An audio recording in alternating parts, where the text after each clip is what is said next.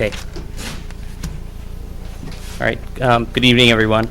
Today is Wednesday, April 17th, 2019, and this is a regular meeting of the Montclair Zoning Board of Adjustment.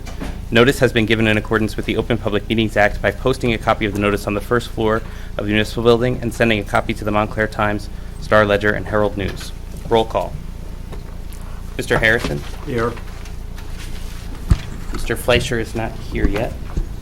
Mr. Reynolds? Here. Mr. Church? Here. Mr. McCullough? Here. Mr. Moore? Present. Mr. Allen? Here. Mr. Affronti is excused. Mr. Simon? Here. Ms. Harris? Here. Mr. Caulfield? Here. And Mr. Sullivan. Here. We first have the minutes of the March 20th meeting. I have a couple of changes on page 2. The very bottom of the page, first on line 36, just put the word "the" between that and the addition, beginning of the line. And then on lines 38 and 30, well, line 39, have it read, the southern downspout be redirected onto the lawn in front of the house. And then on page 11, I guess lines 1 and 2, I'm combining those first two sentences so it'll read, Mr. Harrison asked if a review of the relative number of two-family and multifamily buildings, want me to slow down? Okay, I'll start again. Mr. Harrison asked if a review of the relative number of two-family and multifamily buildings in this two-family zone was conducted. And then continuing on with Mr. Olivo. Does anyone else have any other changes to those minutes? Someone want to move approval? Move approval with the changes made by the chair. Is there a second? Second. All in favor, say aye. Aye. Abstentions? And then we have the resolution for the James property on Lincoln Street. I just want to change the first the condition so it reads, all runoff from downspouts and leaders in the front of the house are to be directed to the lawn area in the front of the house. Anyone else with any changes to that resolution? Someone want to move approval? Move approval with the second. All in favor, say aye. Aye. Abstentions? And then we're going to hold the next two resolutions until Joe gets here, since I have to recuse myself on those. Graham, you want to make the announcement? Okay. This is to announce that application 2589 for property at 137 Walnut Street, applicants Khadijah and Victor Barkley. The applicant has requested to postpone this matter to the May 15th, 2019 meeting of the board. The application will be carried with no further notice. And then this is also to announce that application 2588 for property at 14 Undercliff Road and 172 Lloyd Road, applicant 14 Undercliff LLC. The applicant has withdrawn the application to the board.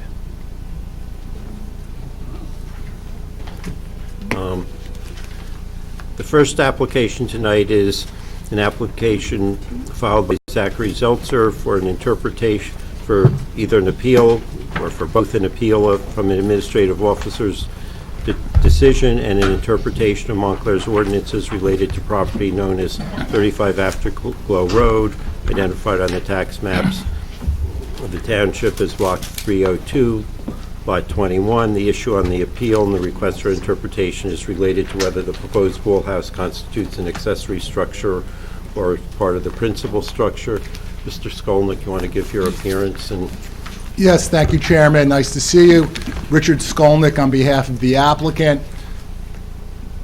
Your counsel asked to bring some copies of some of the plans that were on file in a more legible form, so we have brought those if you like it. So is this what was submitted to the building department to attempt to get the issuance of the permit? Is that correct? That is my understanding. Mr. Petrie, our witness, will confirm. Okay, so just for the record, there are plans prepared by Petrie Engineering LLC, SP1 and SP2, and they are dated November 12, 2018. So why don't we mark those as Exhibit A1, just for keep the record straight. And we'll pass some of these along. Thank you. Chairs, you mentioned the property is at 35 Afterglow Way. It's identified on the tax maps as Block 302, Lot 21. And this is an appeal of Mr. Tarun's December 13th, 2018 letter, which should be in your package. We've also requested an interpretation of the zoning ordinance as the issues overlap, and both were submitted pursuant to Section 7D of the Municipal Land Use Law. Now, I don't want to over-dramatize what we're doing here.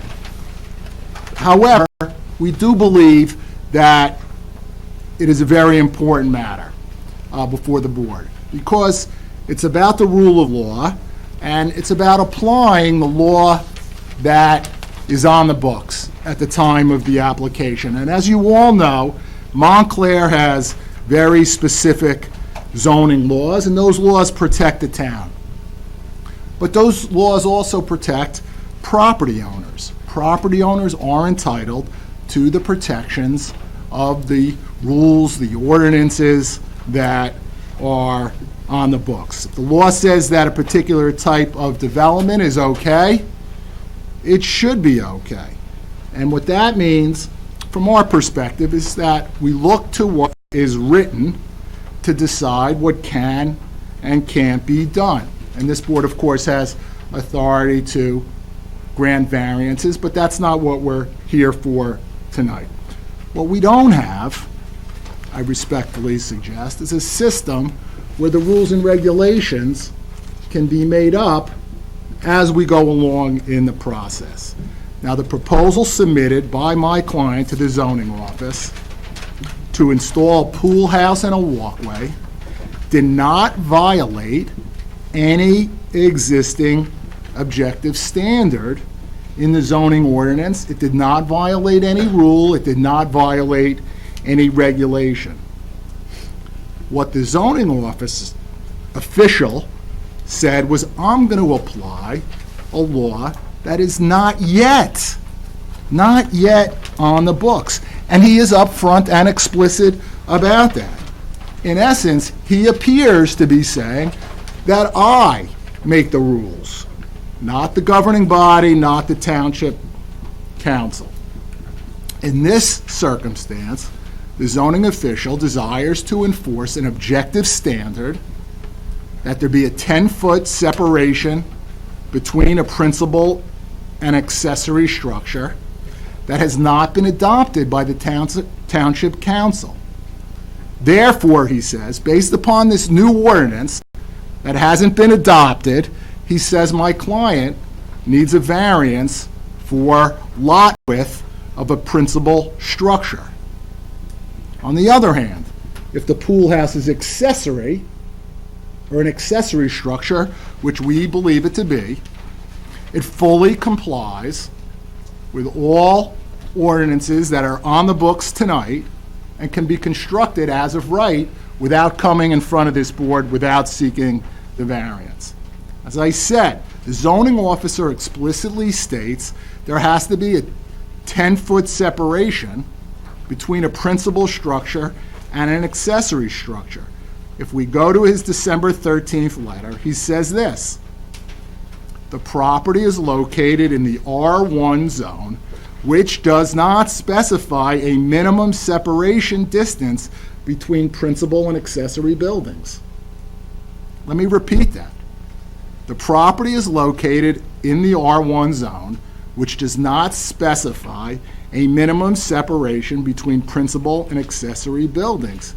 Then he says the planning department is presently working on a zoning ordinance revision that will require a minimum distance of 10 feet between a principal an accessory building to clarify this issue.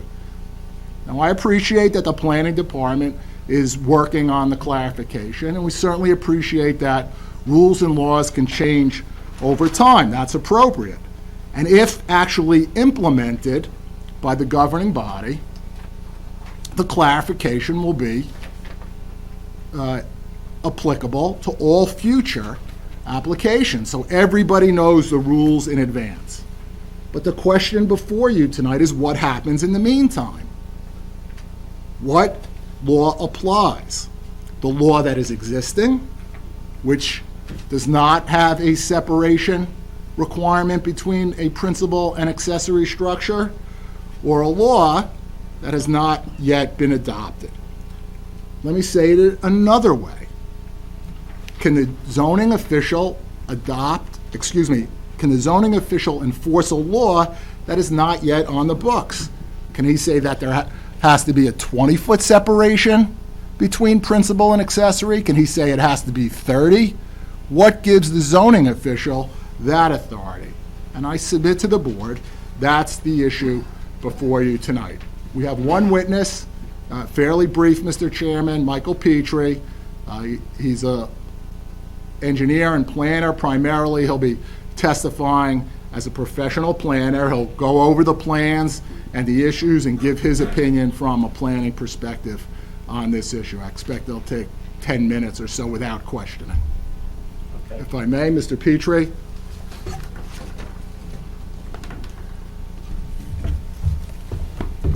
Would you raise your right hand? Do you swear to tell the truth in the matter pending before the board? I do. State your name and address. J. Michael Petrie, Petry, 155 Passaic Avenue, Fairfield, New Jersey. Chairman, I know he's been qualified before, but would you like him to run through his credentials as an engineer and planner? No. Okay, Mr. Petrie, you haven't lost your licenses since you were last in front of this board? No, I have not. Okay, They are still current. Okay, Mr. Petrie, you've looked at the issue. Can you just go over physically what's going on here and then provide the board with the benefit of your opinion as a planner on the issue before the board? Certainly. Our firm prepared plans on behalf of the applicant for an enclosed pool with a breezeway connection and presented those plans to this board back in October of last year. The application was seeking a building width variance since the pool enclosure was attached to the principal structure via a proposed breezeway. And I actually took the time to mount the board that shows that pool house as we had presented it at that time. Okay. Mr. Petrie, we're going to mark that as Exhibit A2 and just identify what the title block says. Certainly.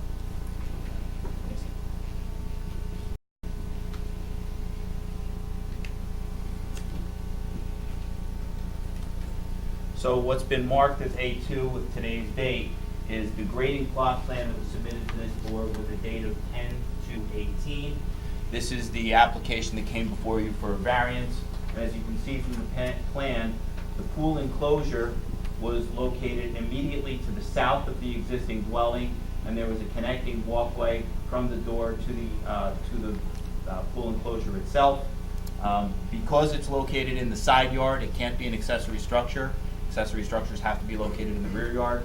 Because it was completely connected to the building, it was part of the principal structure, and therefore, when we measure the overall width of the house garage and the pool enclosure, we exceeded the allowable percentage that's set forth in your ordinance. The board ultimately denied that variance. After the denial, I met with my client who asked if there were any options that we could explore to create a conforming plan that met his needs as well as the needs of the ordinance. Our team read through the ordinance very thoroughly. And even after we read it very thoroughly, we contacted the planning department because we wanted to confirm what we found in the ordinance, and that is that in this particular zone, there is no separation requirement between principal and accessory structures. And the planning department, in fact, confirmed that by phone. I think what we did when we concluded that discussion and that development is we created the plan that was submitted to the building department, and copies of that plan were handed to you and I will mark this as A3 with today's date. And Mr. Petrie, just so we're clear, what was marked A1, this is just a colored version of that, is that correct? What was marked A1 is, this A3 is a colored version of what has been marked A1. A1 was 2 sheets, though. Yeah, well, I haven't mounted the detail sheet, I've only mounted the grading plot So plan. it's just a colored version of sheet SP1. Correct, in what has been marked as A1. I think first and foremost, the thing that you'll see on this plan is that the pool has been moved back so that it's behind the rearmost line of the existing house, which is here, and the pool house is behind that. And that is the requirement, the first requirement in your accessory structure. The accessory structure must be located in the rear yard. Rear yard is defined as anything beyond the rearmost line of the house. So we've located it within the rear yard. We do have an enclosed walkway that comes out of the same door, and that enclosed walkway comes out 13 feet from that door, turns 90 degrees and back towards the accessory structure. Why is it 13 feet? It's 13 feet because at 13 feet, this overall length of the building is 64.5% of the overall width of the lot, thereby meeting the lot width requirement. We stopped the enclosure an inch short of the pool building. Why an inch? Well, because it's the smallest dimension that we could come up with and probably build and still meet the ordinance, which is they have to be separate structures. So these two structures are separate, they don't rely on one another, they're not attached to one another, and they're not structurally reliant on one another.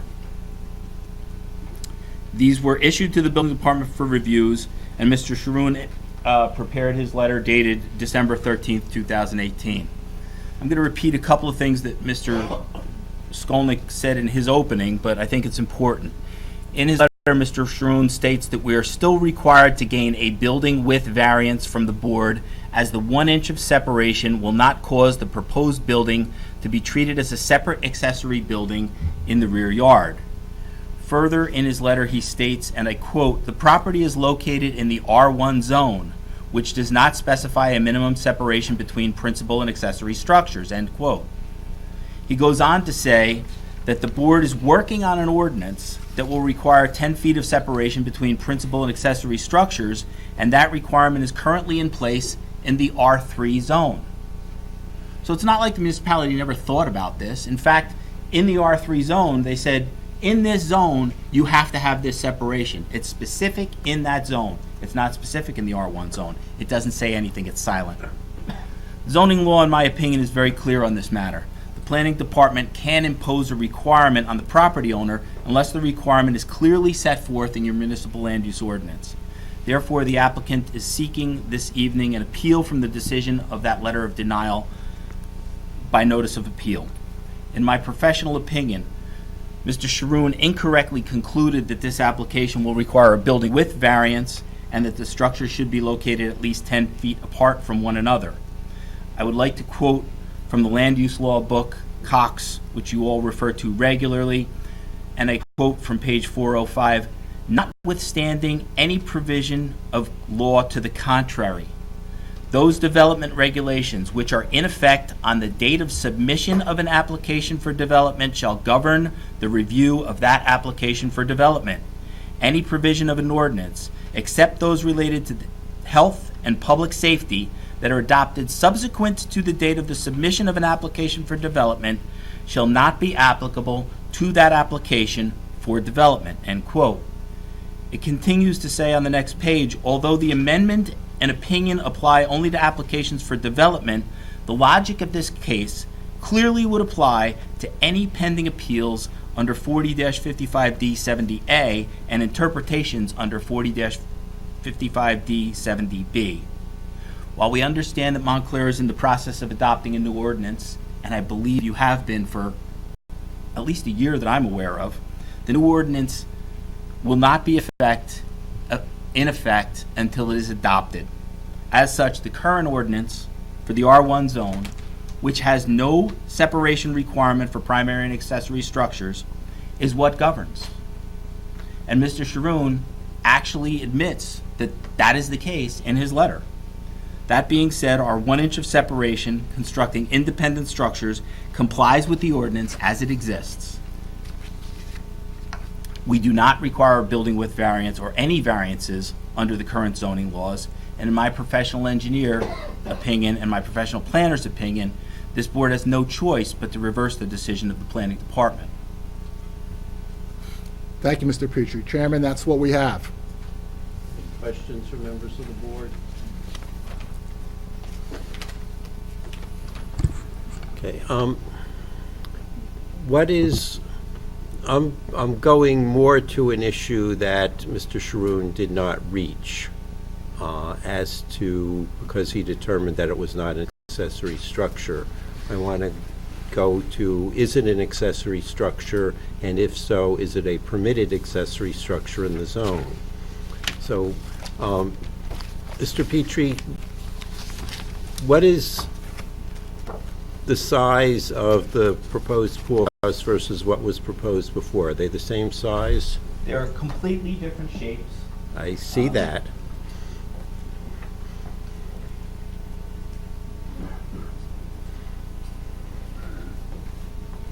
This structure that is proposed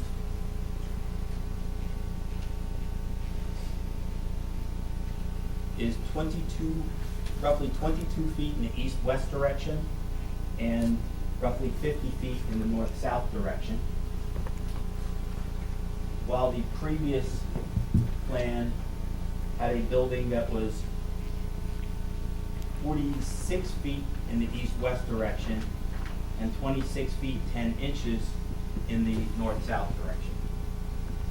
So from a square footage perspective, the original plan was about 1,234 square feet, and the plan that's before, that was submitted for building permits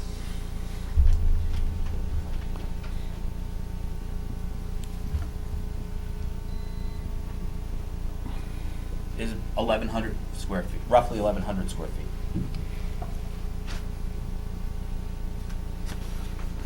Okay, and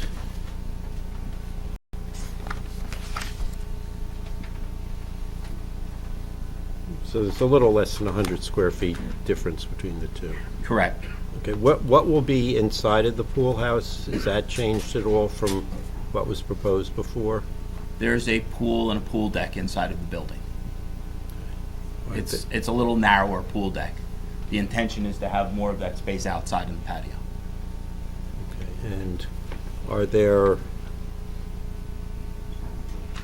any bathrooms, sinks, anything of that nature? I don't recall seeing bathrooms or sinks in the building. I'd have to look at the architectural plans. Will the building be heated? The building is glass enclosed. I don't recall. I don't know if it's heated. Chairman, I'm having trouble understanding how these issues are before the board this evening. The ordinance sets forth what are the permitted accessory uses in the zoning district. And I'm trying to determine whether this falls within the accessory uses that are permitted. Not all accessory uses are permitted in the zoning district. Like, it does not provide, as some ordinances do, accessory structures.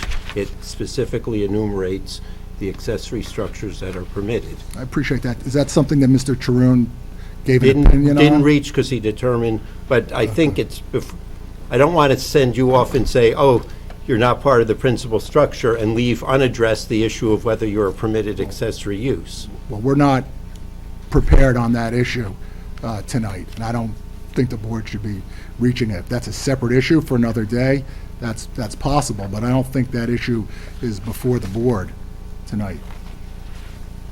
We appealed the letter and a decision. Well, Mr. Skolnick, but you can, I mean, the board is to determine whether or not the decision was error below or whether it's correct. I mean, the board can decide that it's not permitted by virtue of a different rationale. I mean, they've got discretion to do that. You've also asked for an interpretation, which opens the floodgates on this thing. So, I think the board can look at the whole scope and should, because otherwise we don't want you to have piecemeal, attempts at looking at this thing.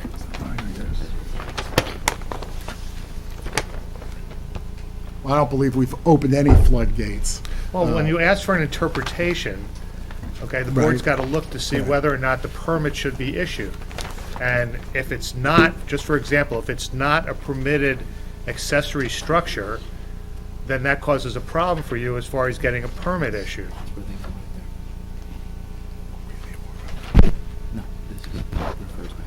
Okay, so just to help you, because there's cross references on the R1 of permitted accessory structures, you're looking at what's now identified within the RO mountainside zone, specifically section 347-31, which enumerates a number of very specific permitted accessory structures. Including swimming pools.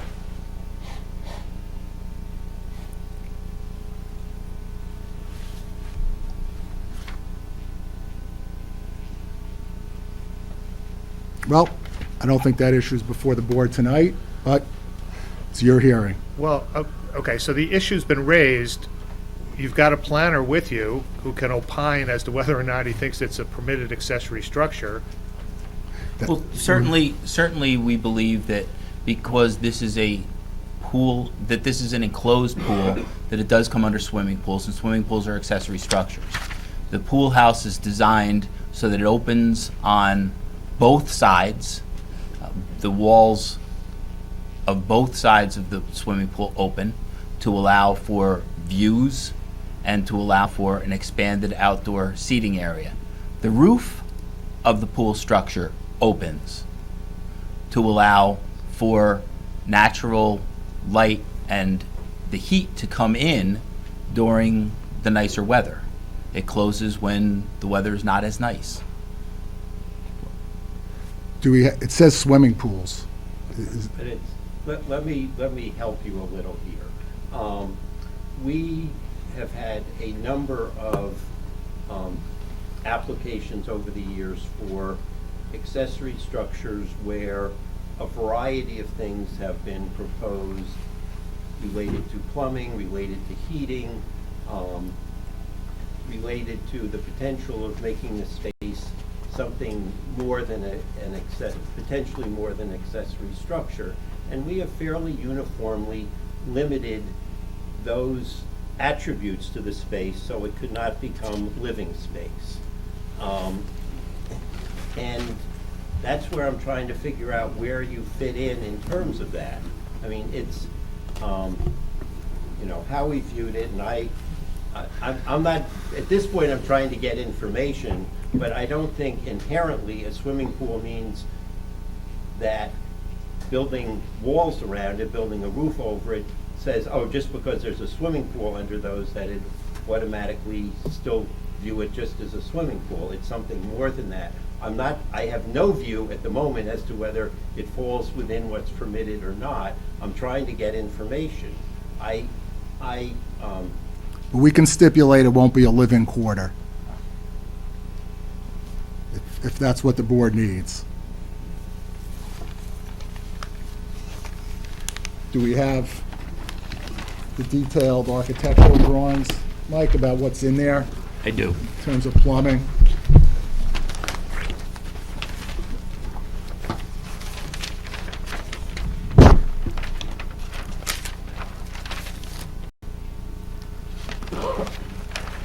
Having another residence, wouldn't that put a second family on a single-family zone? In terms of, limiting the usability of the space for regular activities, that would normally be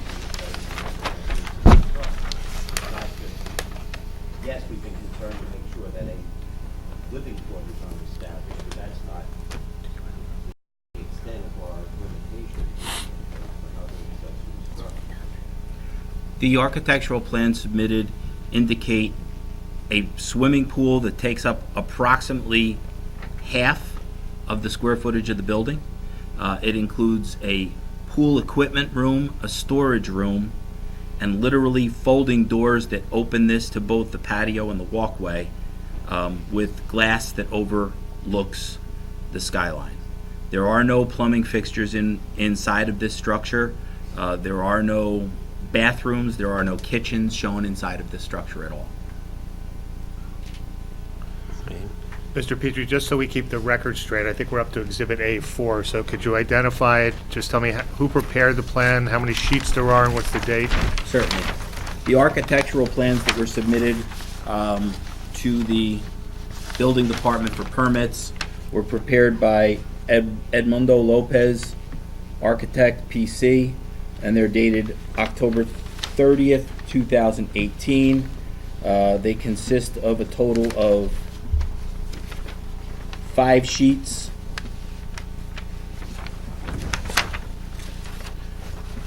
And Mr. Petrie, it's your understanding these were submitted at the time the building permit was applied for, is that correct? That is correct. I do have copies if the board needs copies of these plans as well. I think that would be helpful. And at least theoretically, the whole file should have been transmitted to the Board of Adjustment. I don't know that's that it correct, was, and- but and we- theoretically. Okay, no, well, it's required by statute, and it was done. We have one plan here, okay, and so we now have multiple plans that the board can look at. I only have one other. Well, that's, one additional one is more than one, we'll take it. You've got Okay, double the number you had before. exactly. Mr. Chairman? Mr. McCullough. Yeah, just a question. You stated that, Mr. Petrie, you stated that there's no plumbing, but I'm assuming there has to be some form of plumbing to bring water into the pool. Is that correct? There's pool plumbing only. When I Okay. said no plumbing, I meant So we no- just need to make that no clarification. kitchen that- facilities, no bathroom facilities. Okay. There's actually a bathroom. Purpose for the connector is that there's actually a bathroom right inside of the existing home, inside of that door. So it will be usable for Thank you. those using the pool.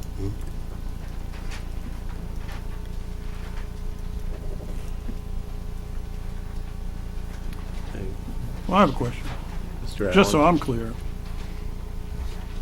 You can build an accessory structure, and there is no minimum requirement between, Graham, I guess I'm asking you. There is no minimum requirement between That's correct. the structures? That's It correct. can go down to an inch? Well, that's the issue before us. Well, what I meant was there's no minimum The answer to the requirement. question is the ordinance does not provide in the R1 zone a minimum separation between principal and accessory structures. Okay. Thank you.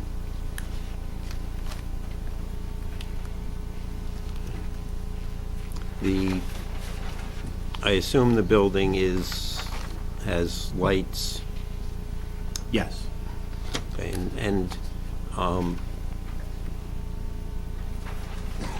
what is involved in opening the walls and roof up? The architectural plans show that these are sliding glass panels similar to, for instance, Scala del Nona on Church Street, where their whole storefront opens up in the nicer weather. This has the same types of separation of glass front.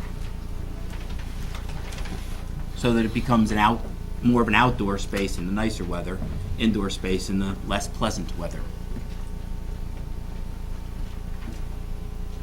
And the walkway that's connecting it, that's a fully enclosed walkway? Yes, it is. And at the end where there's a 1-inch separation, is that just an opening or is there a door? What's there? There's doors into the pool house. The corridor stops short of the pool house. They're not connected. I understand that part. 1 inch separating them, I understand too. When you get to the end of the walkway, what is physically there? Is there anything, or is it just the total walkway is open? The walkway is open at the end. At the pool house, there are doors to get in. And I assume those obviously open ins because they have no room to open out. You can say yes, or are they Yes. part of the sliding structure? They are not part of the sliding structure. It's just a conventional door. Correct.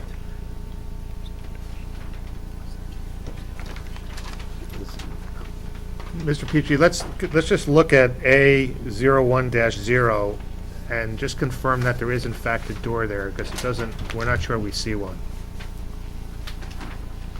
I gave away my plan. Okay.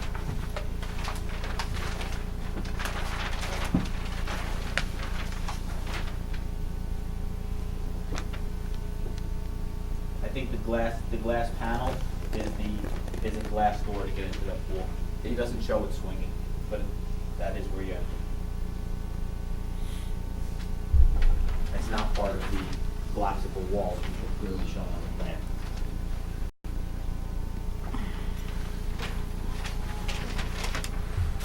Mr. Chairman, if I may, there's a solution. If the governing body adopts an ordinance, as it has in the other zone, R3, I believe, if it adopts it, then the zoning officials can apply it to all future applications. That's the fair way, that's the way consistent with the rule of law. If and only if the governing body adopts a separation requirement, then for the next application, everybody will be on notice that those are the rules. We've submitted an application that conforms with the rules, and we're entitled to the benefits. Just like applicants have to come to this board to ask for variances and make proofs, we're entitled also to the benefit of the laws as they are written. That's why I said I don't want to over-dramatize what's happening here, but it is, from our perspective, very important that the board has an obligation to give us the benefit of the doubt when there's no objective standard. We cannot, I would submit, have a system where the excellent zoning personnel make up the rules as we go along. You have an excellent staff, dealt with them on many occasions, and I'll be back. But what they're not permitted to do is impose their own view. And that's exactly what he's tried to do. So, well, nothing is written, but if you go 10, we'll be okay. He could say go 20. He could say go 30. Who is controlling what he does? And we have the interesting situation here where in the R3 zone, there are separation requirements. I believe it's between two accessory buildings.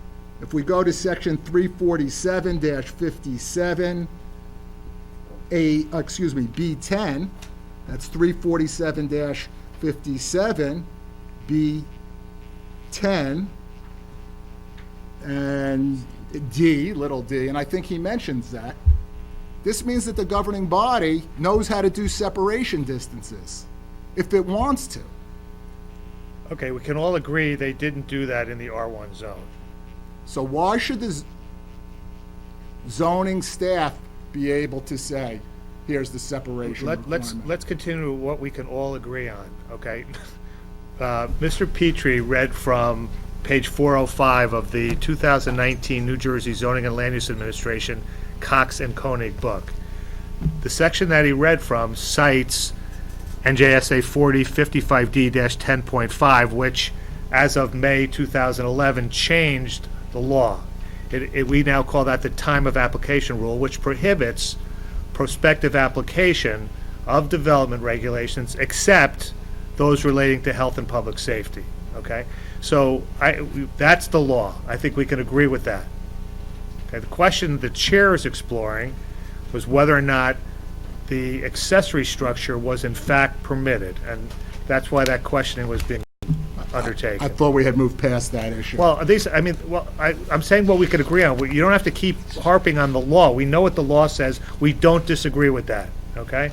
So if the only issue is whether a prospective ordinance not involving health and safety be applied, we can agree it can't be, okay? So that's where we are. Then we're prepared to vote, and I think... Well, I don't know. I think the board may have questions. There may be further discussion. I don't know that it's that easy. I know there's no game on tonight that I'm aware of, Mr. Swalwell. If we're all in agreement that the board cannot apply the law as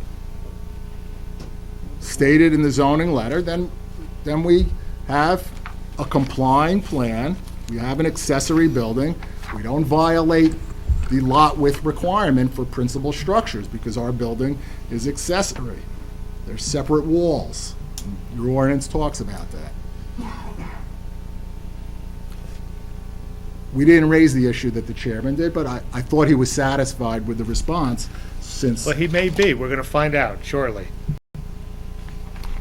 Okay, I'm going back to the separation issue before I go back to the accessory use issue. I'm not seeing on the architectural plans the separation. They seem to be showing the walls touching. I don't believe that on the scale he can show an inch. But there are ways you can do that. Mr. But- Harrison, I agree. I think we stipulated on our plan that it was an inch. The architect should have stipulated on his plan that it was an inch. I think the inch is not something that we're even married to. In all honesty, it was the least dimension that I could come up with to separate the two structures. By ordinance, I guess it could be an eighth of an inch, it could be a 16th of an inch, but I don't know how one defines that. Structures independent of one another. And we would stipulate that if it were constructed, we would have the architectural plans revised to show a minimum separation. I'm going to give you a hypothetical, since you're an expert, as to where you draw the line as to what is accessory. We just denied an application probably 2 months ago with someone doing a large addition to a house that exceeded the building width requirement. But the question is, and Mr. Skolnick, I understand the town can revise the ordinance and make the problem go away, but even if they do that, I'm trying to understand what are the limits of an accessory structure. If someone wanted to put their kitchen, didn't meet the lot width, they did some research, saw this board was not in favor in general of granting such variances where the existing house was conforming, and said, okay, well, we can't put an addition on with our new kitchen, we'll just move it away, whatever the distance is in the ordinance at that time, would that still be considered an accessory structure? Well, an accessory structure, I agree, has to comply with the accessory use standards. And swimming pools are one of, I'll say, 1, 2, 3, 4, 5, 6, 7. There are 7 uses listed under the RO Mountainside Zone. A garage pertinent to a residential use, that's 1. Off-street parking for not more than 4 vehicles except in the case of a conditional use, that's 2. Swimming pools, that's 3. Tennis courts, platform tennis courts, that's 4. Home occupations with a whole bunch of stipulations, that's 5. Other accessory uses customarily associated with the principal and conditional use permitted in this zone, that's 6. And family daycare home for children with stipulations, and that's 7. So if one wanted to put a kitchen in a separate building, that would not be an accessory structure because it doesn't meet the accessory use. That would be something that would have to come before this board. It doesn't meet the accessory use standards that are set forth in your ordinance. Swimming pool does. Okay. But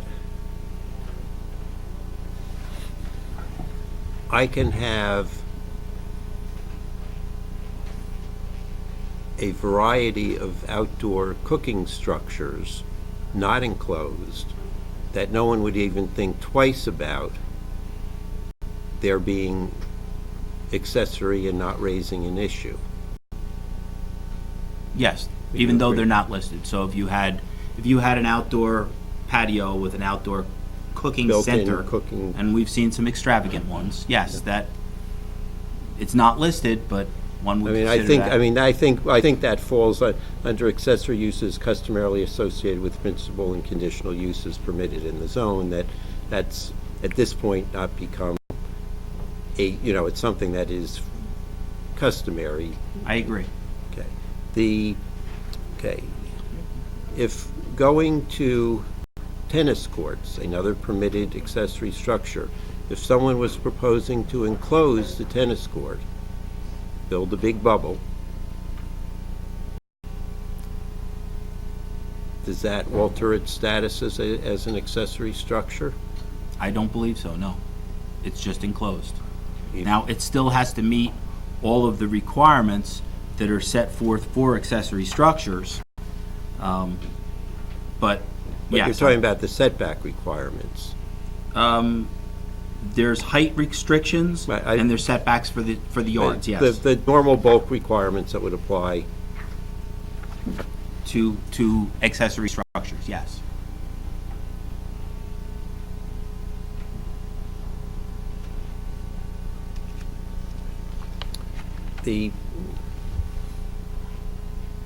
Some of the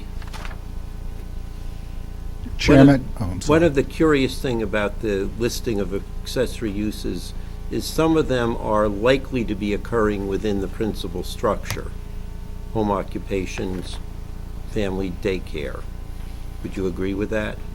They could be, yes. So there's a separate issue as to whether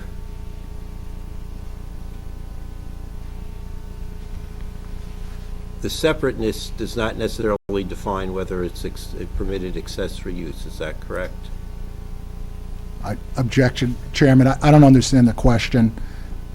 If you could rephrase it, but Chairman, fundamentally, I'm going to suggest that this is a very unfair process because we don't have a determination from the zoning office. We don't have. If Mr. Skolnick, if all you want us to do is rule on the 1-inch issue and not deal with the use issue, that's perfectly fine with me. But I was trying to be helpful, and so we didn't necessarily see you again. But if you want to limit us, that's your choice. The challenge that I have is I don't have an opinion below in writing from Okay, the zoning office. I understand don't that. have. So we can ask all these questions, but the zoning office who reviewed this didn't raise that in its own letter. But they didn't raise the issue because it wasn't, they made a determination that it was not an accessory structure, so they didn't have to address whether it was a permitted accessory. Well, we don't know that. We don't know why they didn't address it. Another reason would be because they didn't think it was an issue at all. We don't know, and I don't have the benefit of the analysis. At least I have the benefit of the analysis of the zoning official. I don't know what the zoning official would say about that issue. My interpretation is that they had no idea that that was even an issue. It was no concern to them. That's equally There was no valid. concern. They found it was a principal use. That ended the discussion. It's a principal structure. Principal structure. There's no suggestion in the letter. The that this was an letter issue. is silent on the issue. I mean, I hope you can agree to that. We do. I agree to that. He's the witness who I'm asking questions But of. what is it that is in front of the board to decide on that issue? Because we don't have an initial determination. Well, you also asked for an interpretation. The interpretation was as to the related issue of what's a principal building and what's an accessory building or use. They overlap in the definitions if they're separate.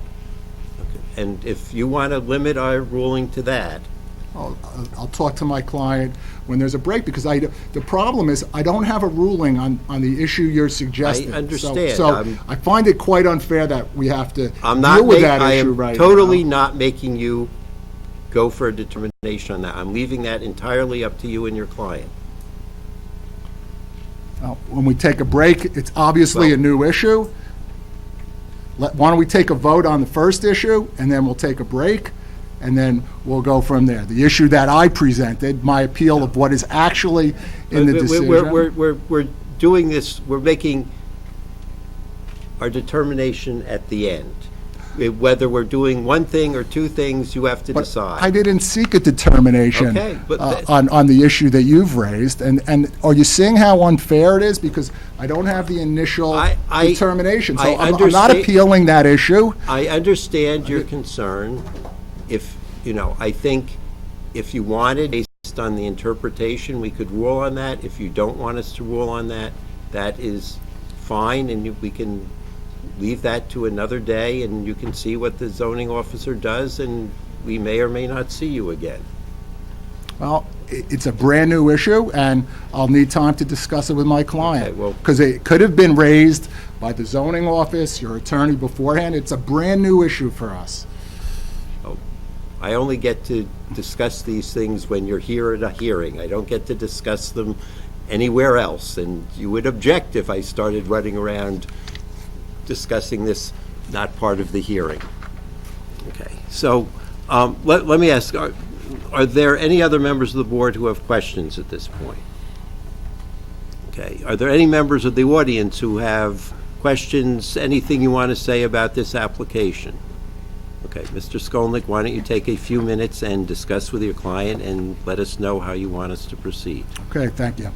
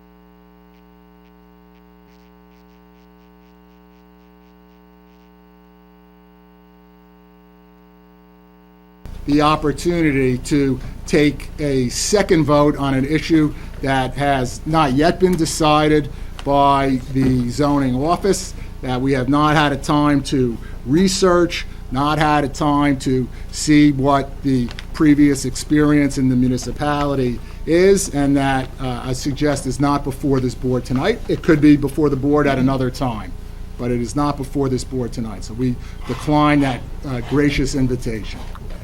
Is there anything further you wish to add before we discuss and vote on the matter before us? No. Okay, we'll start with Mr. Caulfield. Largely because we should start with Mr. Caulfield.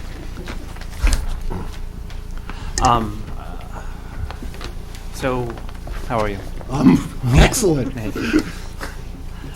So I guess, Michael, you want to just tell me what we're ruling on here? Well, I think that the issue is The 1 inch that's before separation? us right now is whether or not the pool house with the enclosed walkway is part of the principal structure, or is it a separate accessory structure? If it's part of the principal structure, it's then subject to that width requirement that's been referenced throughout the evening. If it's a separate accessory structure, then in fact it is not, that does not invoke that lot width requirement, and at least according to, without getting to whether it's a permitted or accessory use or not, at least according to, on that issue, that would be that would be contrary to what the zoning officer or administrative officer determined. So is it part of the principal structure, or is it separate? Okay, there is a 1 inch separation, and does that make it separate? Okay. So, like, if the walkway was taken out, we wouldn't have this issue whatsoever, correct? Yeah. It would certainly make it clearer. Clear, yes. correct, okay. I am going to think about that and listen to what my colleagues have to say. Okay, should I go first, as I can make life easier? I was just going to suggest that. Okay. I think that unfortunately, the ordinance does not specify a distance. I think, having said that, I think the 1 inch is pushing a point that's kind of taking the non-existence of a provision dealing with separation, making it meaningless. And the reason for that is what I discussed with Mr. Petrie in terms of what's shown on the architectural plans, where you cannot tell, by all appearances, the architectural plans show the walkway being connected to the pool house. Clearly, that would make it part of the principal structure. I think that what we should do is to reverse that portion of the zoning officer's determination where he requires a 10-foot separation, and change that so that and I'm not going to specify a distance because the ordinance didn't do that, but that both the engineering plans and the architectural plans that are submitted have to show a clear separation between the walkway and the pool house building. So there is no question in anyone's mind, and there's no question, assuming we get over the other issue, I'm not voicing any opinions on that. Thank you. There's no opinion. That when the construction permit is issued and the construction code official goes out and inspects the work being done, there is no question that there is a gap between the buildings. And that is clearly shown with a dimension on the architectural plans as well as the engineering plans, and the drawings that are submitted to the construction office, so that someone can go out there and measure and say, yes, the separation that is shown was in fact what was constructed. Okay. We'll continue on. We'll start with Mr. Reynolds. I also would have to, with that we're looking at, I have to agree with the chairman and make sure that all the plans are very clear as to that separation of the principal and accessory structure. and that's the way the ordinance is currently. Mr. Allen? I'm in agreement with my colleagues. Mr. McCulloch?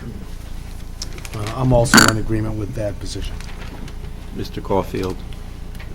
I too am in agreement. Ms. Harris? I actually don't think that even with the 1-inch separations, that these two buildings are separated. It's customary, and I've designed plenty of building additions where we leave 3 to 4 inches of a gap to allow for building expansion and contraction. That's standard building practice. So I think it's kind of, kind of finding a way around the zoning ordinance, even understanding that construction-wise, you would probably need that gap. So I personally think that the way that it's shown today, that walkway and that pool is one structure and it's part of the primary structure. Mr. Simon? I agree with the ordinance as it's written, that there is no rule regarding distance, but I think it's just in bad spirit to cut it so close. But as it stands, I would have to be in favor. Mr. Church? I believe that the 1 inch is not really a term that allows us to make a definitive where the building is separate.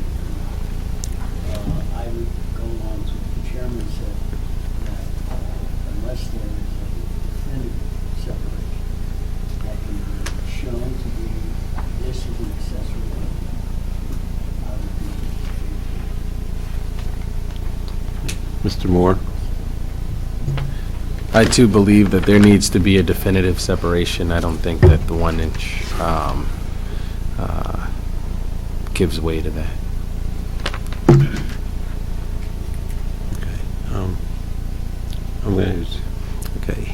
I'm supposed to make a motion too, Well, you've carried the laboring oar here so far, but let me tell you where I think we are. I think that the motion would be to reverse the administrative officer's determination that there must be a minimum 10-foot separation. But the plans need to be amended in order to proceed to show a clear and definite separation between the walkway and the pool house, so that both structures, the pool house and the main house, and the walkway are not structurally reliant on each other. That was stipulated in the testimony. I think that's what we're doing. and that the separation be clearly denoted On both sets of plans. Both sets of plans. Okay. Someone want to make? Move that with our wonderful attorney put together. Okay. Is there a second? Second. Okay, Graham, why don't you call the roll?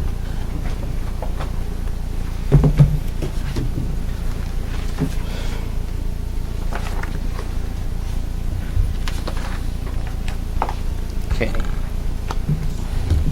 So we'll start with Mr. Simon. In favor.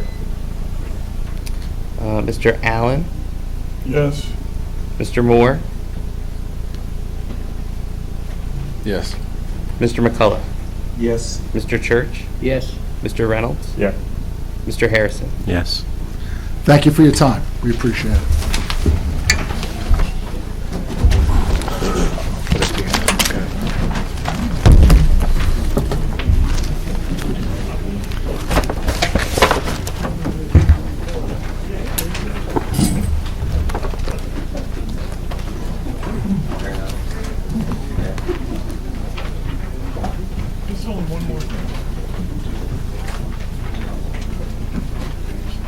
Yes. The next application is the continuation of the public hearing on the application by Schreck Development LLC for property at 11 and 13 Washington Street. Is the applicant ready to proceed?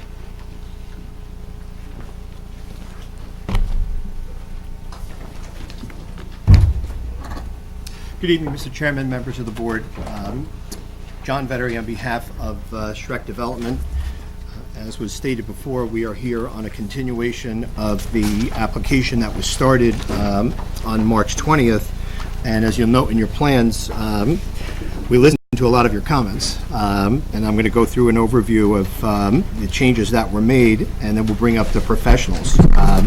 I did want to note, and I'm not sure if I noted this before, we've been in communication with the Code Enforcement Department of Montclair. Both of these properties are, in fact, registered with the town as vacant properties. And they've been asking us for updates, and we provided them with a communication as early as, I think, this week, Monday. So we're here on this, on the application. We listened to the comments that we discussed and went back with our group, went through, made various changes, trying to keep the integrity of what the Schrecks were looking to do here, and I think we were able to accomplish that in a very elegant way. So just running through the changes that were made in the plans. And these are in no particular order, but I think, the most obvious, important one is we've eliminated the D variance. So we no longer have a 4-family and a 2-family. We're keeping the credibility of the lots. We're not seeking to do a lot line adjustment. And we're maintaining those lots and creating a cross easement for the driveway for access. We looked at a number of other options that included front parking, parking on the side with an easement in the back, and none of those other things worked and created other issues. So in addition to that, we have also, based on the construction of this site, which is a smaller building than if you combine the two of them, it's smaller than what was there previously, and based upon that, we've eliminated the variance for the number of stories where we previously had one. We have added more green space. The coverage has gone collectively from 36.5% to 31%. And I think, what resonated with us is the comments that we heard from multiple members, including the chairman and vice chairman, about trying to maintain the symmetry. And I think that the architects and engineers have been able to do that in a very elegant way. We have continued the improvements to the minimum side yard as compared to what is there existing. And we've been able to maintain and enhance the finishes by still keeping brick and the extensive architectural trim, the designer windows. And we can mark this when the architect gets up. And I think you see that we took the actual, they went out to the site and they looked at the neighboring properties, and this is, what you're seeing here is identical to, these are the two properties that are on either side of 11 and 13. So with that introduction, I would like to introduce the architect and swear him in. It's a different architect representing Plan Architecture, Anthony Diacosta. Okay, just one matter of housekeeping. It's Mr. Moore, right? Mr. Moore signed a certification that he's listened to the tape and he would be eligible to vote of the prior hearing. Fine. Would you raise your right hand? Sure. You swear to tell the truth in the matter pending before the board? I do. State your name and address, please. Anthony D'Augusta, 632 Pompton Avenue, Cedar Grove, New Jersey. Would you spell your last name? D''A Gosta. Thank you. Mr. D'Augusta, as you were not here at the March 20th meeting, we have brought you up to speed and you've reviewed all the plans and have had input on the changes. If you would just give the board the benefit of your educational and professional experience. Sure. Licensed architect, good standing, current in New Jersey. Graduate of NJIT in a Bachelor's of Architecture and a Master's of Infrastructural Planning. Thank you. Thank you, Mr. Chairman. Okay, give us the overview of the changes and, walk through some of the improvements that have been made from the 4-family that was presented in March 20th. And why don't we mark this? Yeah. We'll start off. So I think we're up to Exhibit A3. Yes. And Yeah. Mr. D'Augusta, just identify what we're marking as A3, if there's any dates on it, a title block. A3 is a date 4/17/19, conceptual rendering developed by Plan Architecture. It is a color, full-scale rendering of the properties in question. The ink is dry, even though it was printed this evening. We'll identify this as A1. It's A3. A3. What you'll see here is a representation of exactly what Mr. Vedder was just describing. It is a 2.5-story masonry-clad townhome. We have 4 identical 3-bedroom apartments. Essentially, what happens is at the ground floor, we have a unit that faces the street and one that is mirrored that faces the rear. That is then duplicated on either side in both buildings. The material palette is a mix of red brick, some standing seam roof, and limestone, trim band, cast stone, lintels, and sills. Sure. Beyond that, the image is depicting its relevance in context with the two adjacent properties. They're clearly identified in a more of a ghost screen white capture of these buildings. So they're sort of massing the two adjacent properties that I'm sure you're familiar with, as I know we've pored over these drawings recently. What we're trying to do is just illuminate how the new design will improve upon the sort of dilapidated two buildings that currently occupy the site. As it relates to the floor plan, so the previous plan had each house, each side, it was connected before, but there were two 4-bedroom units. So just want to walk through the revised floor plans. Sure. We'll submit this as a... So these were submitted. are they identical in every Yes. way, or there's? They're Are they?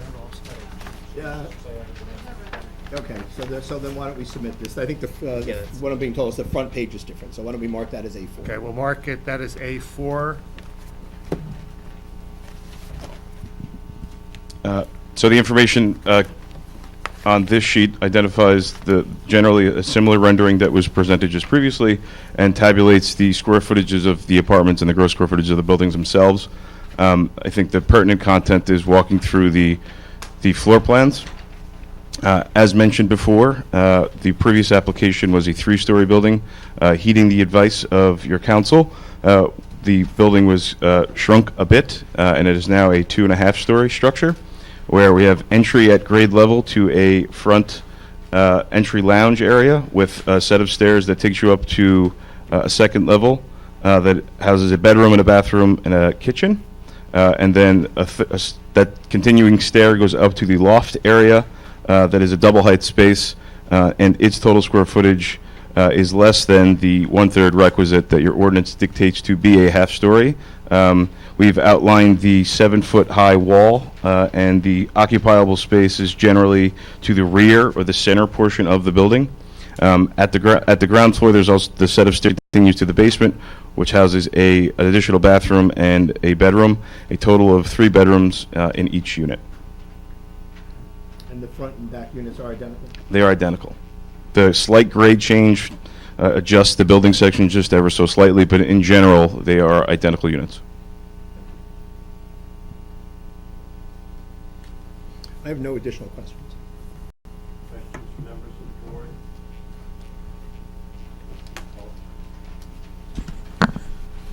the board? At the previous hearing, I raised just a question about the layout of the apartments and the decision to put the kitchen on the second floor as opposed to the first floor. Can you speak to that in terms of Yes. why that would be appropriate, and how would that relate to the Americans with Disability Act? I mean, are there any requirements that would We are not required to meet the ADA in this application. The ground floor units actually have a step-up stoop to get to these units, so inherently they are not wheelchair accessible. There is no elevator in the building requiring all units to be accessible.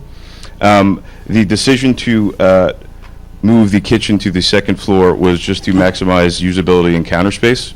The ground floor entry area door inherently shrinks that usability of that kitchen. I believe our client is willing to evaluate where we might want to locate or relocate the kitchen. If it pleases the board. That's correct. We've looked at that,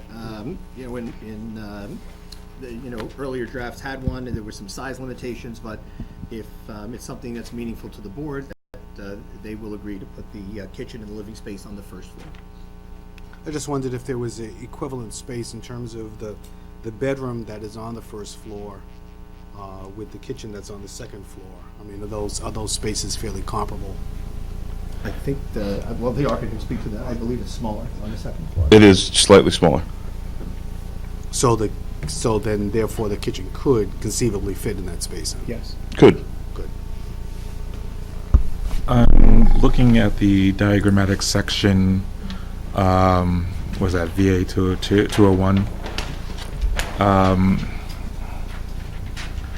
The bedrooms in the basement, Yes. how are those? You're concerned about egress. There'll be a window provided with a window well adjacent to those windows. So, on the engineer, so we definitely have, let me get to the floor plans again. Okay. The windows are identified on the basement floor plan, the window wells are not. Okay, because I was just trying to figure that out with the engineering plan, with the driveway looking like it's coming right up to the building. The driveway is on the opposite side of that layout. Gotcha.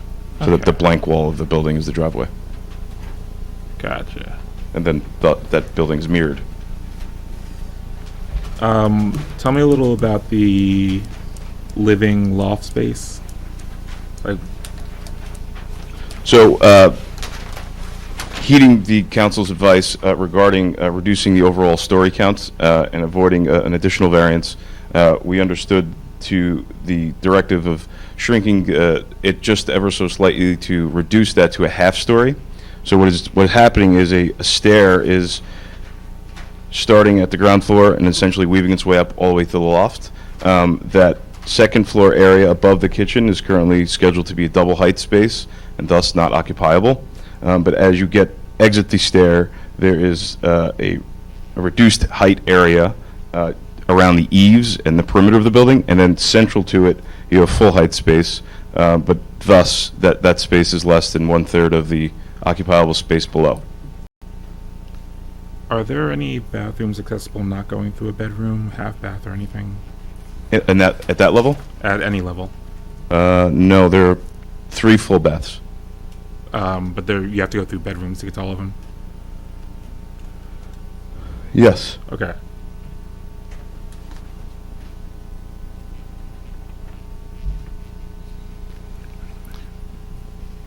What did...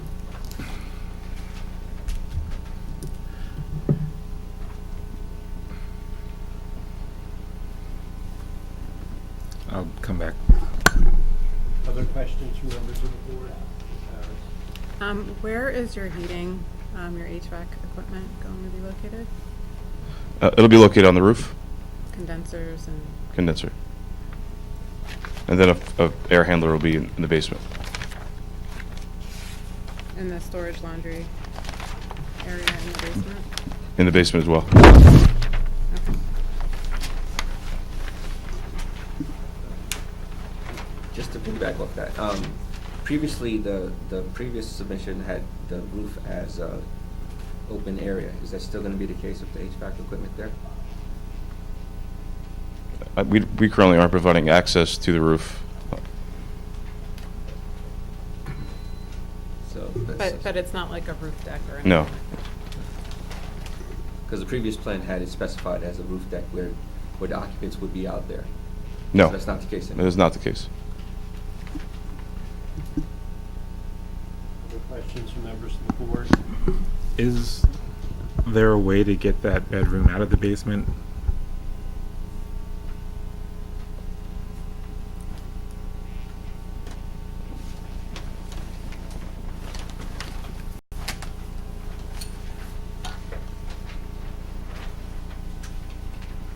I don't believe so. Could the living loft receive a door and that basement be moved, that bedroom be moved up there?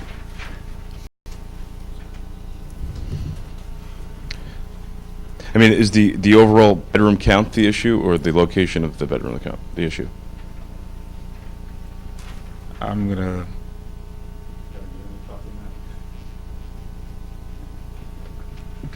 Yeah, basements are difficult, especially having living quarters in them. You're going to be required to put in larger basement windows, correct? That's correct. Are you required to sprinkler those You're basement not. units? No. You're sure about that? Sure. Okay. All right. Other questions from members of the board? Bedroom basement count for the two-bedroom, it counts as one of the bedrooms, Counts as one of the 3 bedrooms. one of the 3 bedrooms. Correct. And the light in that bedroom, that basement bedroom, comes in through where? The window that faces the exterior. This- So in the left, On the left side. the left application would be the north facade, and in the right application it would be on the south facade. Okay, thank you. Other questions from members of the board? On your rendering there, all right, I see that. So the sidewalk goes above it. Okay, I see it.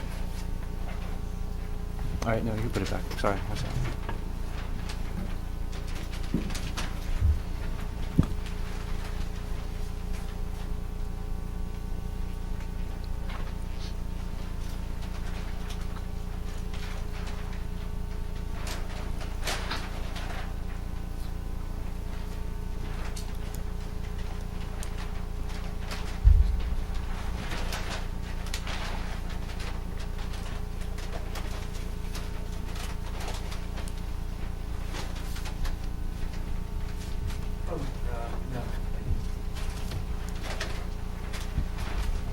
The metal railings that you're showing on top of the roof, is that purely for protective purposes for people servicing the HVAC unit? That's correct.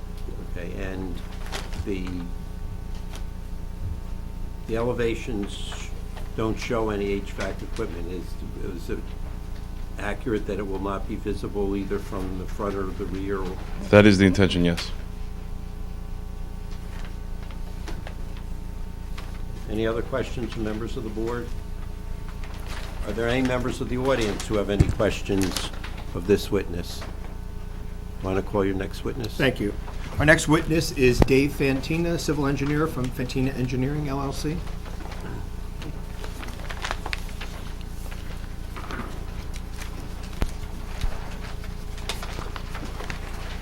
Good evening.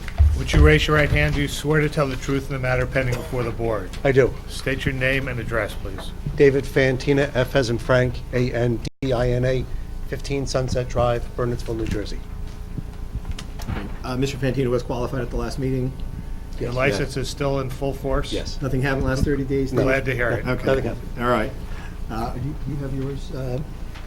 Yeah. Excuse me, please. So I'll also just go through the changes from last time, and they're fairly obvious.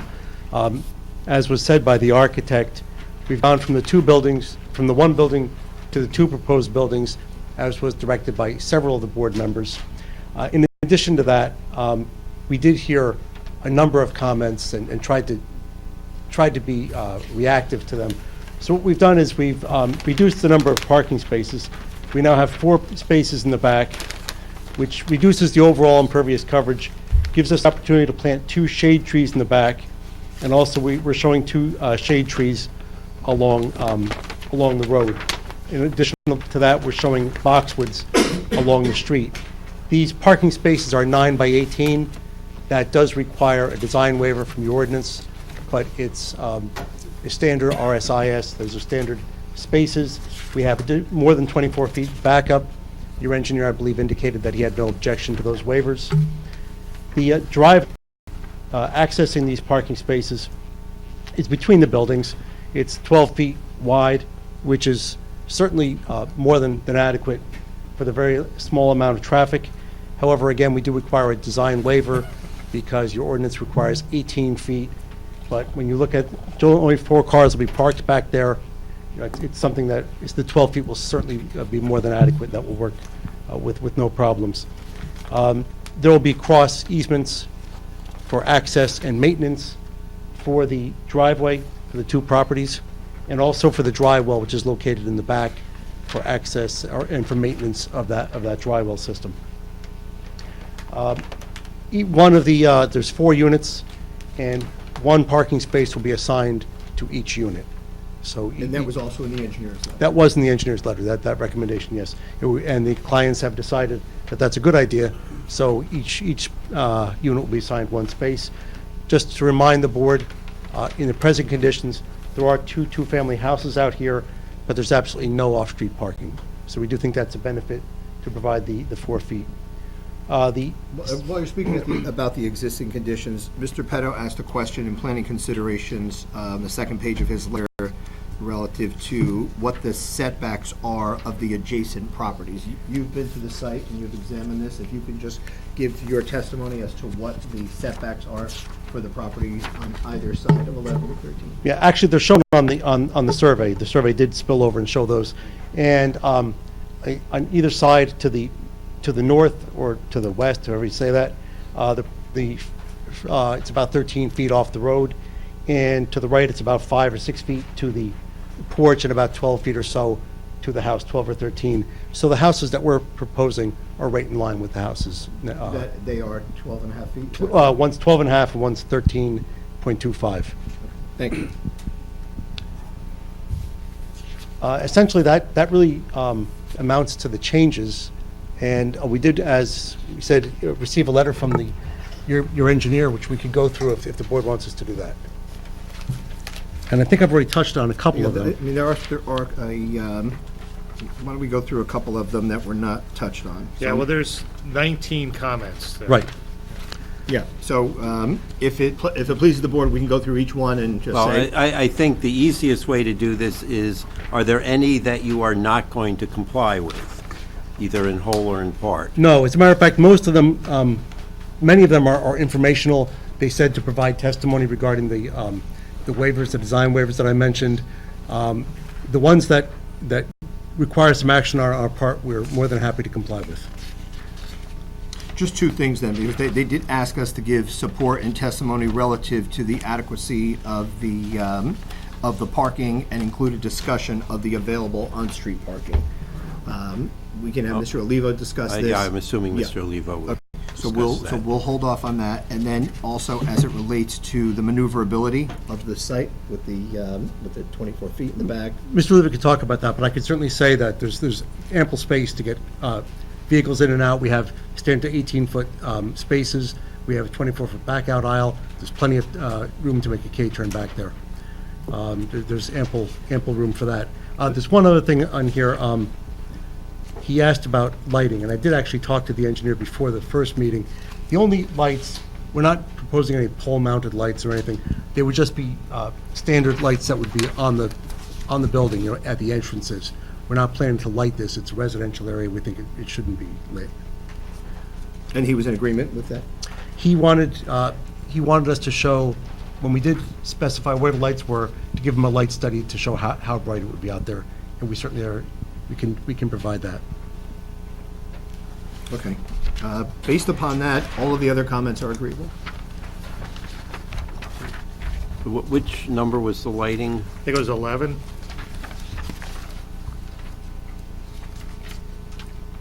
That's correct.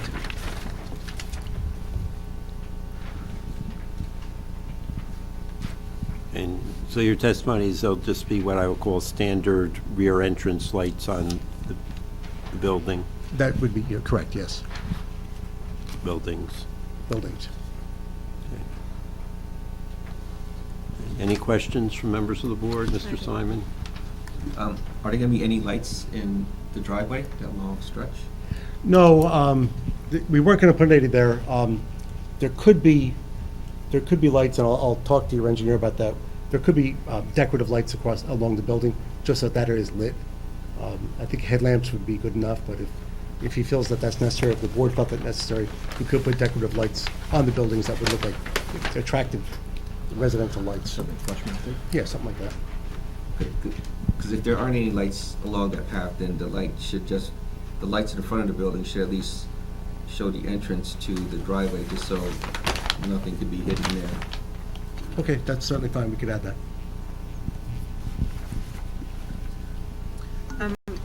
It's shown that the center drive aisle is two-way, but it's only 12 feet wide. I mean, it's essentially a one-way. Well, it's one way at any time. And if a car is trying to pull out, it's going to have to wait while the other car traverses the length of the building. It's obviously a two-way operation, but only one way at any particular time. Okay, I mean, there's some possible conflicts there, right, if you're coming out of the... Well, there is, but if you think about it, the building's not that long. It's about 70 feet long.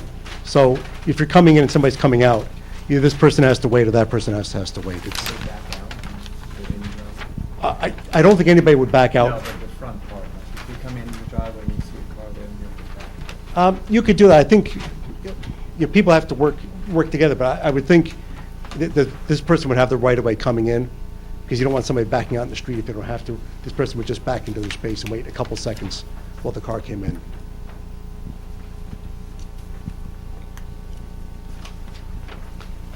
Mr. Caulfield. Refuse and garbage, how is that going to be handled? We have areas shown in the rear of the buildings where there'd be recycling and garbage cans there. And that area is fenced, so it's not a nuisance to the neighbors.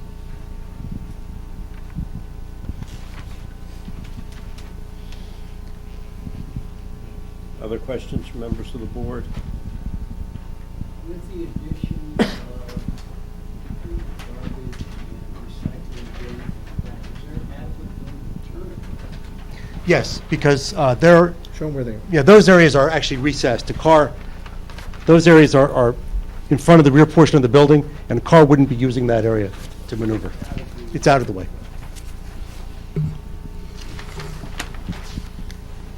Other questions from members of the board? So can you just sort of walk me through I see you put on grading of the site toward the rear, 2 to 3, almost 3.5%, along the side of the building, I'm just going to quickly jump back to the architectural to get this height right. With the approximately 10-foot basement there and the window wells, and if I'm understanding all the plans correctly, there's also windows in the bathrooms, so somehow there'd have to be a way for light to get in there as well if we're 10 feet under. How does stormwater, that depth, et cetera, work out along the north edge of Lot 11 and the south edge of Lot 10? Well, essentially, as you've correctly stated, everything is draining to the rear of the property, and obviously that's easy in the driveway area. We show just slope arrows to show that everything's going to be draining towards the rear. Obviously, it has to get around the window wells and that sort of thing. There is room, there will be room outside the window wells to run the drainage, to run the grading in that area. It's a fairly flat piece of property.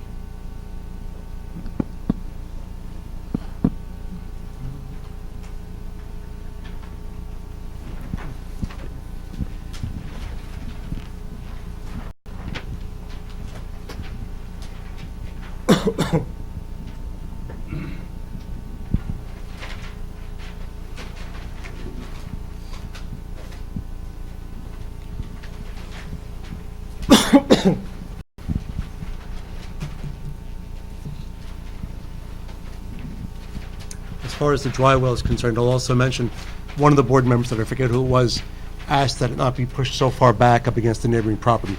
So we've taken it brought it more in the center part of our property in response to that comment.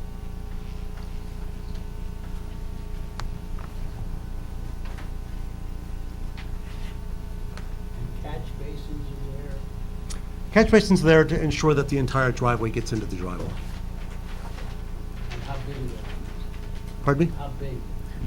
The drywall, it's a fairly sizable drywall. I mean, with the amount of rains we get. Yeah, and the drywall is actually, it's 30 feet by 12 with 2 seepage pits in it, and your engineers reviewed it and indicated without putting words in his mouth that he has no objection to the design.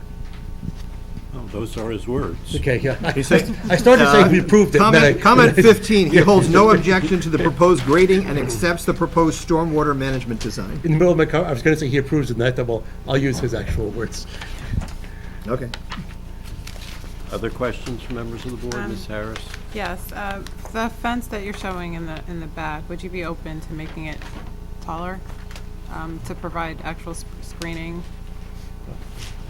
I think it's 4, so it's at 6 feet? Yeah. Is that consistent with the, that doesn't 6 trigger a feet is variance? permitted. Yeah, no, 6 feet is permitted. That's fine. Other questions from members of the board? Are there any members of the audience who have questions for this witness? Want to call your next witness? Thanks, Dave. Our next witness is Charles Olivo from Stonefield Engineering for our planning testimony.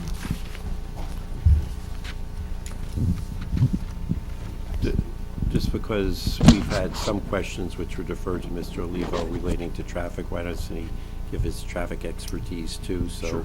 Yeah, and you were sworn in, you have to proceed here, and you're still I was, yes, that's correct. Good evening, Mr. Chairman, members of the board. Charles Olivo, O-L-I, V as in Victor O, Stonefield Engineering and Design. I've been previously accepted as a professional planner. I provided testimony at the last hearing. With regard to traffic engineering, just briefly put on my credentials. Bachelor of Science in the field of Civil Engineering from the University of Notre Dame, a licensed professional engineer in the state of New Jersey, a certified professional traffic operations engineer certified by the Institute of Transportation Engineers. I've been qualified before over 100 municipalities in the state as an expert in the field of traffic. Well, or previously qualified as a planner, will accept you as a traffic engineer. Thank you, Mr. Chairman. Thanks, Mr. Chairman. Okay, Mr. Olivo, the comment number 2 of the report from the board engineer asks us, in reviews, that the proposal for a total of 4 parking spaces where under RSIS 8 parking spaces are required for the proposed development of both lots. They're asking for testimony in support of the parking variance and also including a discussion of available on-street parking in that neighborhood. Yes, as it relates to parking, there was some planning discussion of the adequacy of public transit along the Bloomfield Avenue corridor, as well as the train station, which is within a 5 to 6 minute walk of the site.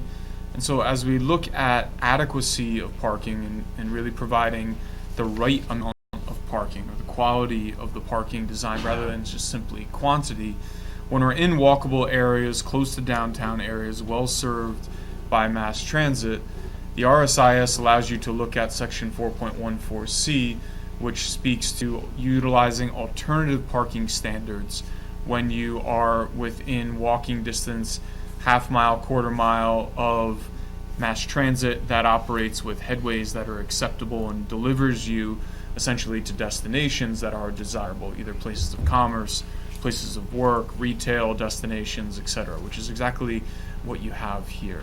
So as it relates to the adequacy of parking that we're providing on our site, we certainly are providing parking that is in accord with where we're located.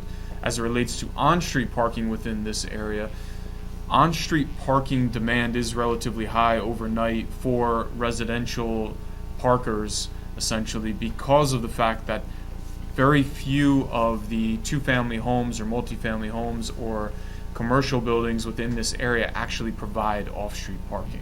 Including the 2 properties in question. That's correct, yes. And so when you see highly utilized on-street parking, that is typically a consequence or a result of not having adequate off-street parking for your existing building stock. And so after a number of rather cursory sample counts and looking at the parking available on street, I would generally say it's well utilized during the overnight period, which is when you would have residential parkers dwelling at that point. So from a parking perspective, on-street parking is well utilized. However, the applicant is proposing off-street parking to mitigate. Thank you. As it relates to additional items, while we're still talking about parking and maneuverability, Commissioner Harris raised the same comment in comment number 4 as the board engineer. The proposed 12-foot width creates vehicular maneuvering conflicts as the clear distance between the proposed building is too narrow for two-way circulation through the narrow alley. The applicant shall provide testimony in support of the proposed design waiver that we're seeking, including discussion of the anticipated vehicular maneuvering conflicts and their anticipated frequency at this site. Yes, well, the project engineer spoke about this as well, but I'll reinforce that the mitigating factor here is the number of parking stalls and the type of land use. If we had a 12-foot driveway that provided access to 100 parking stalls for a retail shopping center, my testimony would be very different about the adequacy of the width of the driveway. But what this is sometimes referred to is a yield flow driveway or a yield flow alley. You sometimes see it in older parking garages. You see it in a lot of your parking garages in densely populated areas like New York City, where you may not be wider than 9 to 10 feet for two-way but one-directional traffic. So the fact that you have very low turnover, low intensity in terms of the number of parking stalls that are being provided and the use here allows you to be able to grant a design exception or a waiver for the width of a driveway. Quite frankly, anything wider would begin to become wasteful. You're taking out landscaping areas, building areas, and you're dedicating it to areas of pavement that are not necessary to accommodate safe and effective flow. So that is essentially why the 12-foot driveway, the yield driveway, would operate effectively and safely. Thank you. Okay, unless there are other questions relative to traffic or parking, we can move on to the planning. Why don't you do everything? Yeah. Okay, so you had a much more difficult job at the last meeting with respect to the four-family and the variance for the stories, but nevertheless, we have a new plan, and I'd like you to give the overview of the planning for the C1 or 2 variances that we are seeking. Yes, and your planner's letter does review that significant modifications have been made to the redevelopment program of this site. As you heard as part of extensive testimony at the last hearing, the existing dilapidated two-family structures that exist on lots 10 and 11 would be demolished, and there was going to be a single building proposed that would encapsulate effectively a four-family dwelling. After hearing the board's comments with regard to size of the building, siting of the building, the nature of the redevelopment project, we've come back to you after making significant changes, certainly in the spirit of cooperation and compromise, to build a project here that we continue to believe would be harmonious with the context of the neighborhood where we're located. What's being proposed now are two-family structures. You've heard about the architectural design and the architectural features of these buildings. Very attractive, very deliberate in terms of the details of the architectural design that have been put forth by the project architect and the team being led by the applicant in terms of the vision for the redevelopment of these buildings and of these properties. And so that has been a principal change with regard to the last hearing, and this, we've eliminated any associated D variances associated with this project. So what we are looking at are C variances related to bulk, front yard setback, side yard setback, and I'll go through each of those in detail, but significant alterations from a planning perspective. We are now, in many ways, in almost all ways, redeveloping this site in the spirit of the R2 zone and two-family zone. So as it relates to variances that are being sought, we would continue, we're existing non-conforming with regard to the lot width. The property, the parcels themselves, the lot width is 25 feet, and that would continue to be maintained in the proposed condition. The side yard setbacks being proposed, and there are existing nonconformities related to side yard setback, but what is being proposed is a 5-foot side yard setback for lot 10 and a 6-foot side yard setback for lot 11. Again, in the way that we've designed the structures themselves, architecturally, certainly in the spirit of this community and in this neighborhood, and we are improving some of the conditions that exist on the site today. We would be landscaping between the building elevation and the property lines to enhance the buffer between our site and the neighboring sites. And when you're speaking about the side yard, that's a significant improvement over, it's not much different from what was last presented, but significant improvement over the existing condition, which appears to be 1.3 feet and 4.4 feet respectively. That is correct. Mr. Fantina's plan, page 104. Yes, that is correct. The building that's located on Lot 10 and also the building located on Lot 11 are effectively on their, call it, northwesterly boundary lines. And so we're looking to space the proposed buildings better, creating a more efficient use of the land that we have here. Now, as it relates to the front yard setback, you've heard from Mr. Fantina. I've verified it in the field as well. In general, your prevailing, sometimes referred to as a prevailing setback in the front yard, which is where the building stock is located under existing conditions on Washington Street today. And if you actually take that setback back to whether it's stairwells or porches, you're actually closer to the property line and the roadway of Washington Street, but we've looked more conservatively at taking it to we'll call it the principal building structure, where you've heard those dimensions that are generally in keeping with what is being proposed at 12.5 feet for the 12.5 feet for the building located on Lot 10, 13.25 for the building located on Lot 11 in the proposed condition. If you wrap around the corner onto New Street and also one block removed on Mission, you'll see that two-family buildings located in the R2 zone are rather closely spaced in the front yard to the actual street themselves if you were to travel through this roadway network. So again, in keeping with, in general, the prevailing setback that we have with the front yard. Parking I've spoken about.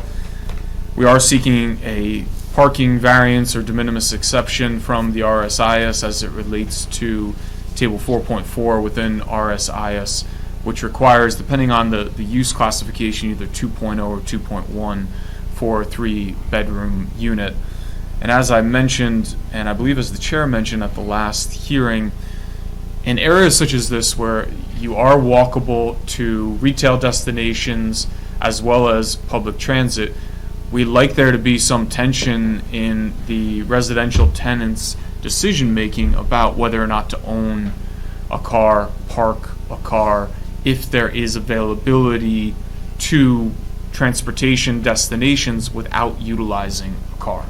So that again speaks to the quality of parking design than just simply building what has sometimes happened in other communities as too much parking. Too much parking leads to too much car ownership, too much driving, which then is why we experience congestion within our street networks. The driveway, by creating this shared driveway design between the two buildings, we are asking for a setback variance as it relates to the spacing of the driveway, the setback of the driveway from the property line. So because it is now traveling over the shared property line, we would be asking for a setback variance of 0 feet. Shared driveways, common driveways, designed in this manner, are what allow us to achieve off-street parking.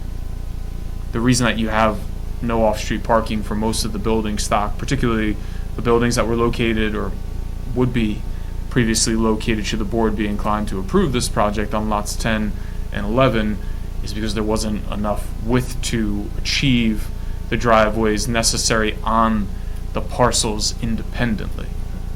So by providing shared parking access and a shared driveway, we're able to achieve that.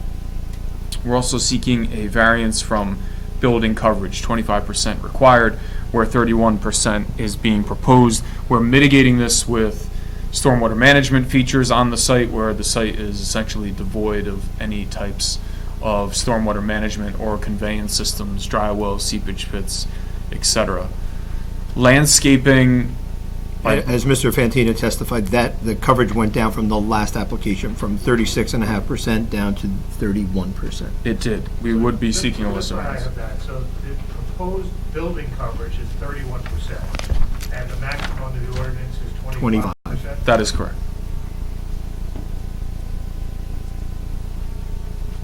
We were previously seeking a variance for the number of stories. We were at 3 stories as defined by the code, and we are now in accordance with both the height and the number of stories at 2.5. So we've taken opportunities to bring the project and the redevelopment of the project into compliance with the underlying zoning here. Generally speaking, what I would do at this site and for the proposed redevelopment program that we have here is group the variances into the C2 category or the flexible C standard, and that is what we speak to as the benefits versus the burdens, the benefits versus the detriments. And we look to the positive and negative criteria proofs as it relates to the planning proofs that would support the board's ability to allow for the variances to be granted as part of the redevelopment plan of the site. As we look to the positive criteria, the community benefits, the benefits to the neighborhood, to the zone, are quite clear. You're taking older building stock, dilapidated vacant buildings, and providing a much needed aesthetic improvement within the zone as it relates to the architectural design. Also bringing these buildings into accordance with modern standards of design, as well as the site itself into modern standards of site design. You've heard from Mr. Fantina in that regard. We look at the balancing test, and we look to see whether or not the site developed in this way, the benefits substantially outweighing any detriments as a whole. And you can look to Poland versus South Plainfield when we look at the whole redevelopment of this site as it relates to leaving it as it is and the benefits that are associated with this type of redevelopment project. The bulk relief that we are seeking, as I previously spoke about, is necessary to effectuate this type of positive redevelopment of a site. And as bringing it into better utility and use, you have vacancies here and structures that have become quite worn, landscaping that is essentially non-existent, and as part of the redevelopment, you're able to bring in a more efficient and unified design plan as a result.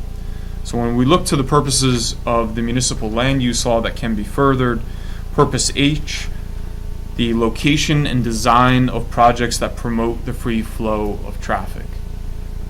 By designing and siting new projects in an area such as this that are walkable to mass transit, public transportation, Bloomfield Avenue retail corridor, you are promoting the free flow of traffic by potentially taking motorists and vehicles off of the roadway.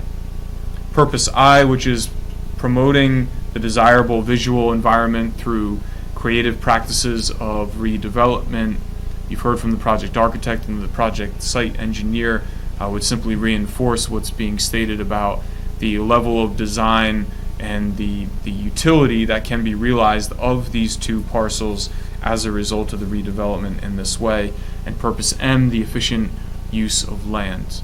We have two rather narrow pieces of property in this zone based on the chairman's comments about looking at an inventory of the parcels that you have within this zone. Certainly some different shapes and sizes, but generally speaking, wider than what you have as part of the existing parcels. And so there are challenges created by the narrowness, the 25-foot wide features, and the longer depth. They're basically long and skinny as they exist, and would be brought into more of a unified plan by having that shared driveway down the middle buildings on either side of that driveway with shared parking in the rear. So we're using the land more efficiently to achieve both buffering, the building stock itself, and the parking on the site and driveways. In terms of the negative criteria, we look to the impact on the public good and also the impact on the zone plan. The deviations that we're seeking under the C2 flexible C standards would not create any substantial detriment to the public good in the way that they've been conceived. We are able to balance any of these variances with greenery, landscaping, buffering to be able to achieve positive impacts on the neighborhood and in the context of where we are. And we are seeking to enhance the character of the area, which is exactly what is being achieved by the redevelopment plan, rather than the opposite, negatively impacting the public good.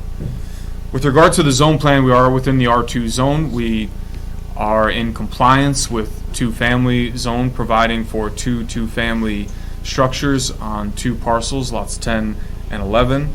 If you look to your 2016 re-examination of the master plan as we speak to the zone plan portion of this criteria, the master plan re-examination speaks about a range and variety of housing within your zone plan, and that is what we have here. These would be buildings of this time, buildings of our time, as compared to buildings that have been built previously, and you can have that variety coexist in a very harmonious way when you design to the level that is being proposed here.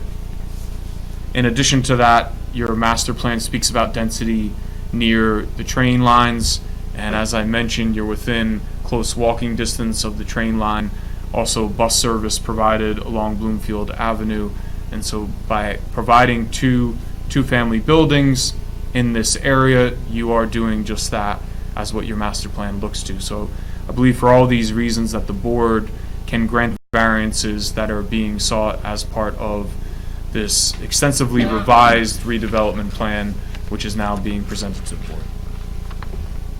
Thank you. Questions from members of the board? Is there street parking on the street? I don't believe so. I believe there are certain restrictions throughout the course of the day, but overnight parking appears to be permissible. It's permitted? Is it? Not through a permit, but I can verify that. I don't believe a permit is required. It's usually not permitted unless it's it's not permitted if they're... Unless there's a permit? Is that what the stipulation is? The township ordinances preclude parking between 2 a.m. and 5 a.m. 6 a.m. There are right? certain sections of town that, through a permit, you can park during those hours. Those are typically the high-density areas. And I'd be surprised if this area was not included, but I don't know for sure. If that's the case, clearly there's vehicles that are parking for longer periods of time, but I can certainly verify that for the board. Okay. And then I don't know if this is a question for you, but with the easement, the driveway easement for either lot, should this property or these lots be sold in the future, how is that codified? That easement would be recorded. Okay. And would be perpetual in nature. So the way we've done it in the past, it's a condition of approval. It gets submitted to me, I review it, I approve it, it then gets recorded, and then a subsequent purchaser would be aware of that and would continue. Okay. And it would include, in addition to ingress, egress, maintenance, snow removal, replacement reserves, and now also because Mr. Fantina testified that the seepage pit is, right on the line, so it would also address the co-maintenance of that. So that would all have to be addressed in there. Other questions from members of the board? Mr. McCullough? So, given the length of the buildings, and hence the driveway, and with the units being 3-bedroom units, so the potential of attracting families. So, in your judgment, would you say that there would be safe traffic for pedestrians who would have to walk the length from the front of the building to the back in order to access their vehicles? Yes, absolutely. With the 12-foot width of the driveways and the length of the buildings themselves, there's adequate visibility to be able to see pedestrians should they be walking within that area. Again, what tends to be the mitigating factor is just the minimal of activity and the lack of activity that you would expect, given the size of this project. So how would one, I think that's my question, how would one access the rear units from the street? Is there a walkway provided? They could, my understanding is they could either walk through the paved area of the driveway, or there is, I believe we're proposing lawn area to the, call it the east and the west of the buildings themselves. But generally speaking, they could simply walk in the driveway itself.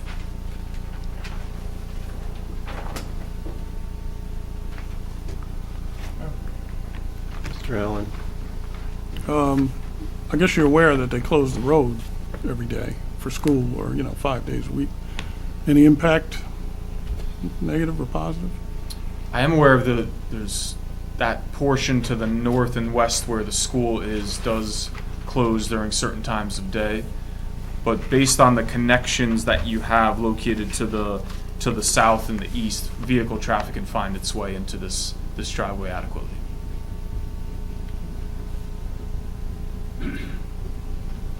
Other questions from members of the board? Mr. Caulfield?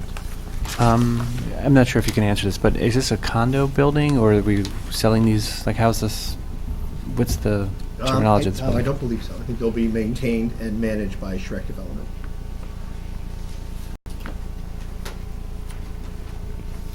Other questions from members of the board? I just wanted to sort of retouch on the question of the rear units. The traffic testimony lends itself to talking about not owning a car. I'm curious if that's the direction we're heading. How are we safely providing access to the unit for someone who has to walk down a driveway? There's no walkway there to get out of those two rear units. Well, the driveway is 12 feet wide, and generally speaking, you will have one car moving down the driveway at any given time in either direction. This is not the type of driveway that will have a car a minute traveling. 4 parking stalls. It's a 4-family project, and so there is adequate room for a pedestrian to walk and a vehicle to travel on this roadway, whether it be simultaneously or one after the other.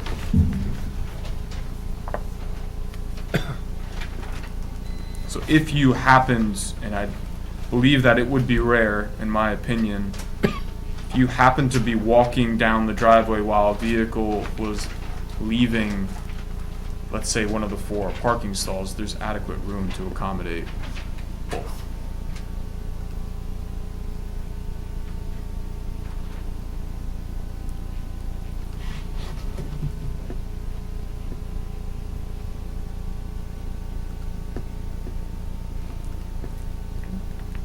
Any other questions from members of the board? Either because I wasn't paying attention to questions I should ask or I missed his testimony, I just have one question for Mr. Fantina. Yes.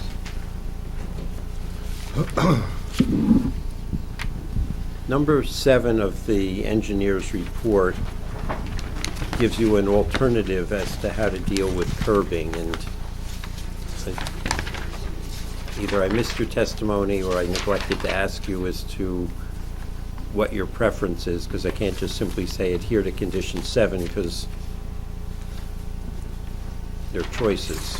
Yeah, essentially what... This is speaking to whether we're repairing the curb or completely replacing it?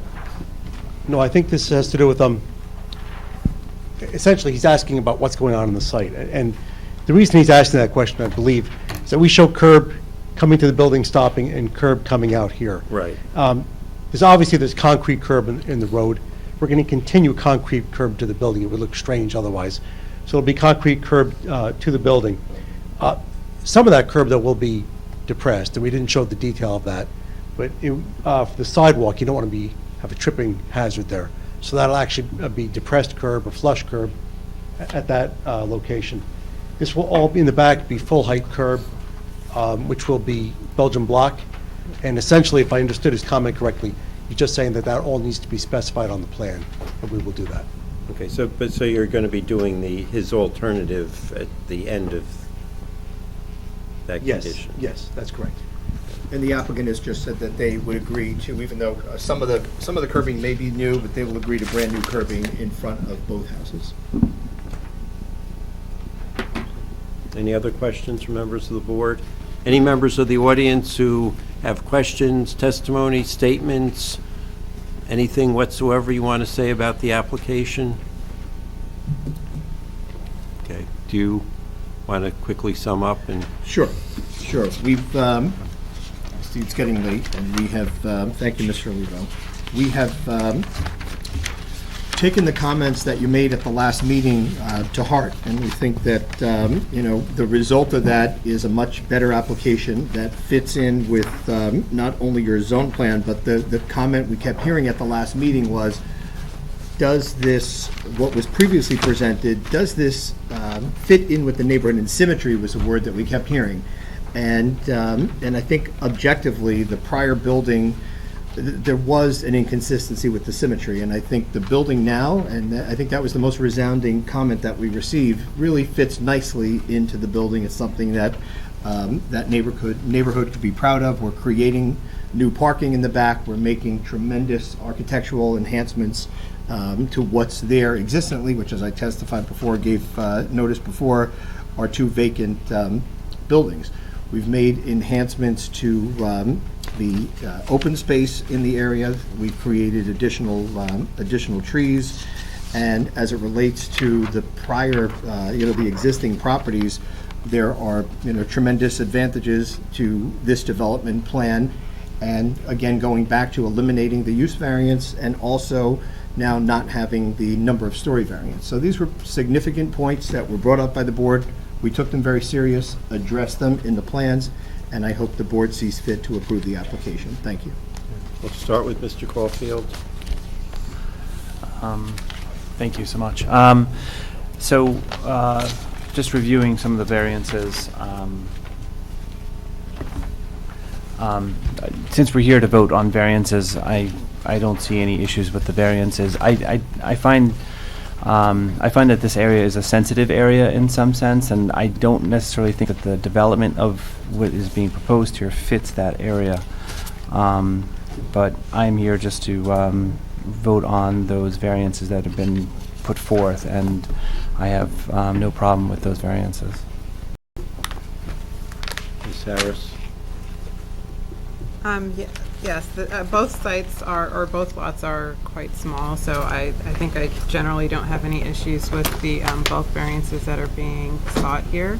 I do think access to the rear units are problematic, and I'd like for you to take a look at providing dedicated pedestrian access to those units from the front, either in the side yard or even possibly reducing the side yards on adjacent to the other properties on either side, reducing those so that you can provide like something access. like a grassy paver or something Yeah. on the grass portion of that. Yeah, I don't know how that will affect your window well for your basement units, but I think it's something you should consider.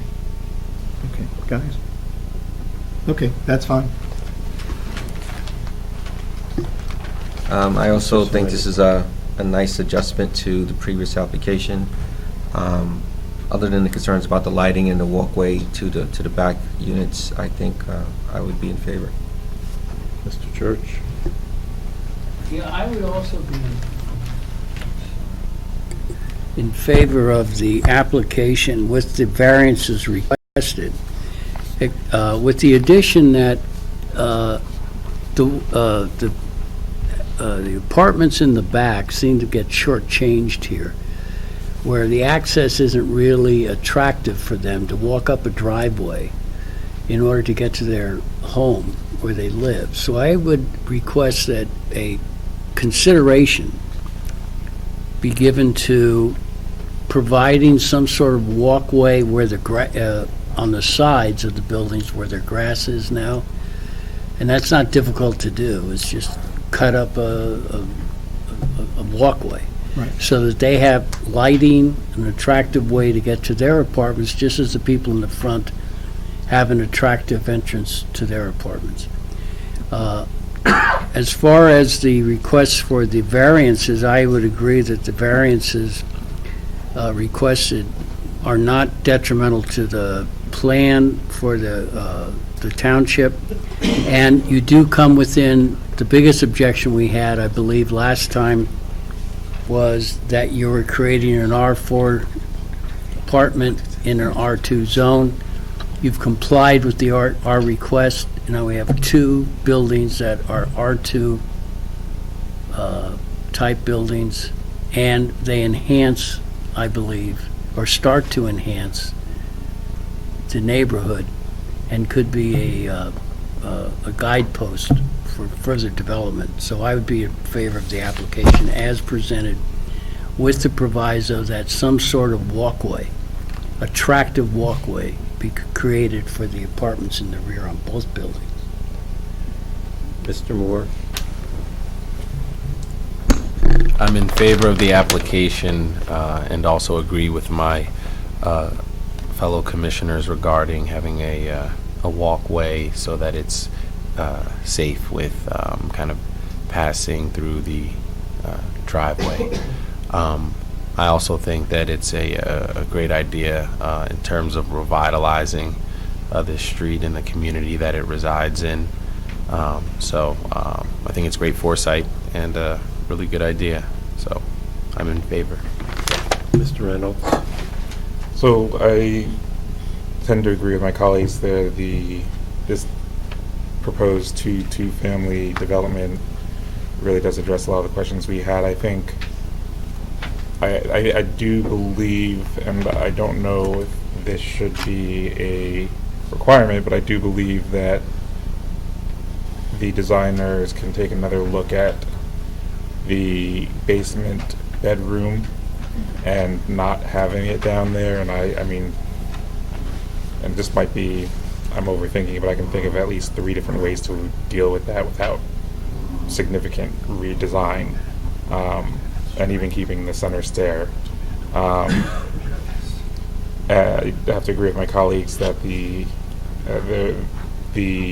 rear units kind of do get shortchanged here, and providing some way safely to get back there that is not the driveway, especially when the testimony of the planner spoke about the not providing more parking because more parking leads to more cars, and more cars mean more driving, while then talking about this being more, very close to significant public transportation, which it is. Just figuring out some way to mitigate those 2 comments in this design. And if you could, like I said, if you could find a way to get that bedroom out of the basement, that would just be really nice. Because even You're saying, Commissioner Reynolds, eliminating a bedroom entirely, or trying to reorient it somewhere else? Reorient it somewhere else inside the house. I don't have a problem with the number of bedrooms.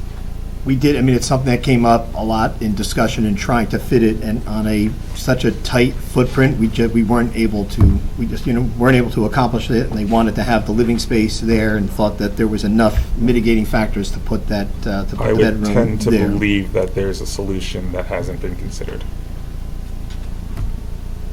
I'm not going to make it a condition, but I don't like it.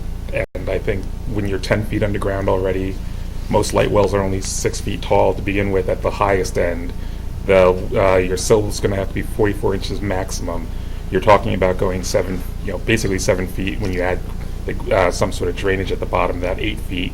You're going to end up, and then you have windows in the bathroom and the the rooms in the front, which aren't showing up in your renderings but are showing up on the plans, there's another solution, and I see it maybe, but I'm not going to require it. I think there is a solution that hasn't been considered. Mr. Allen?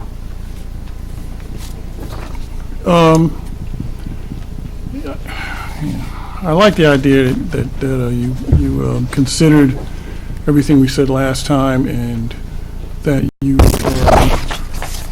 are not asking for, as much as you were before. That's great.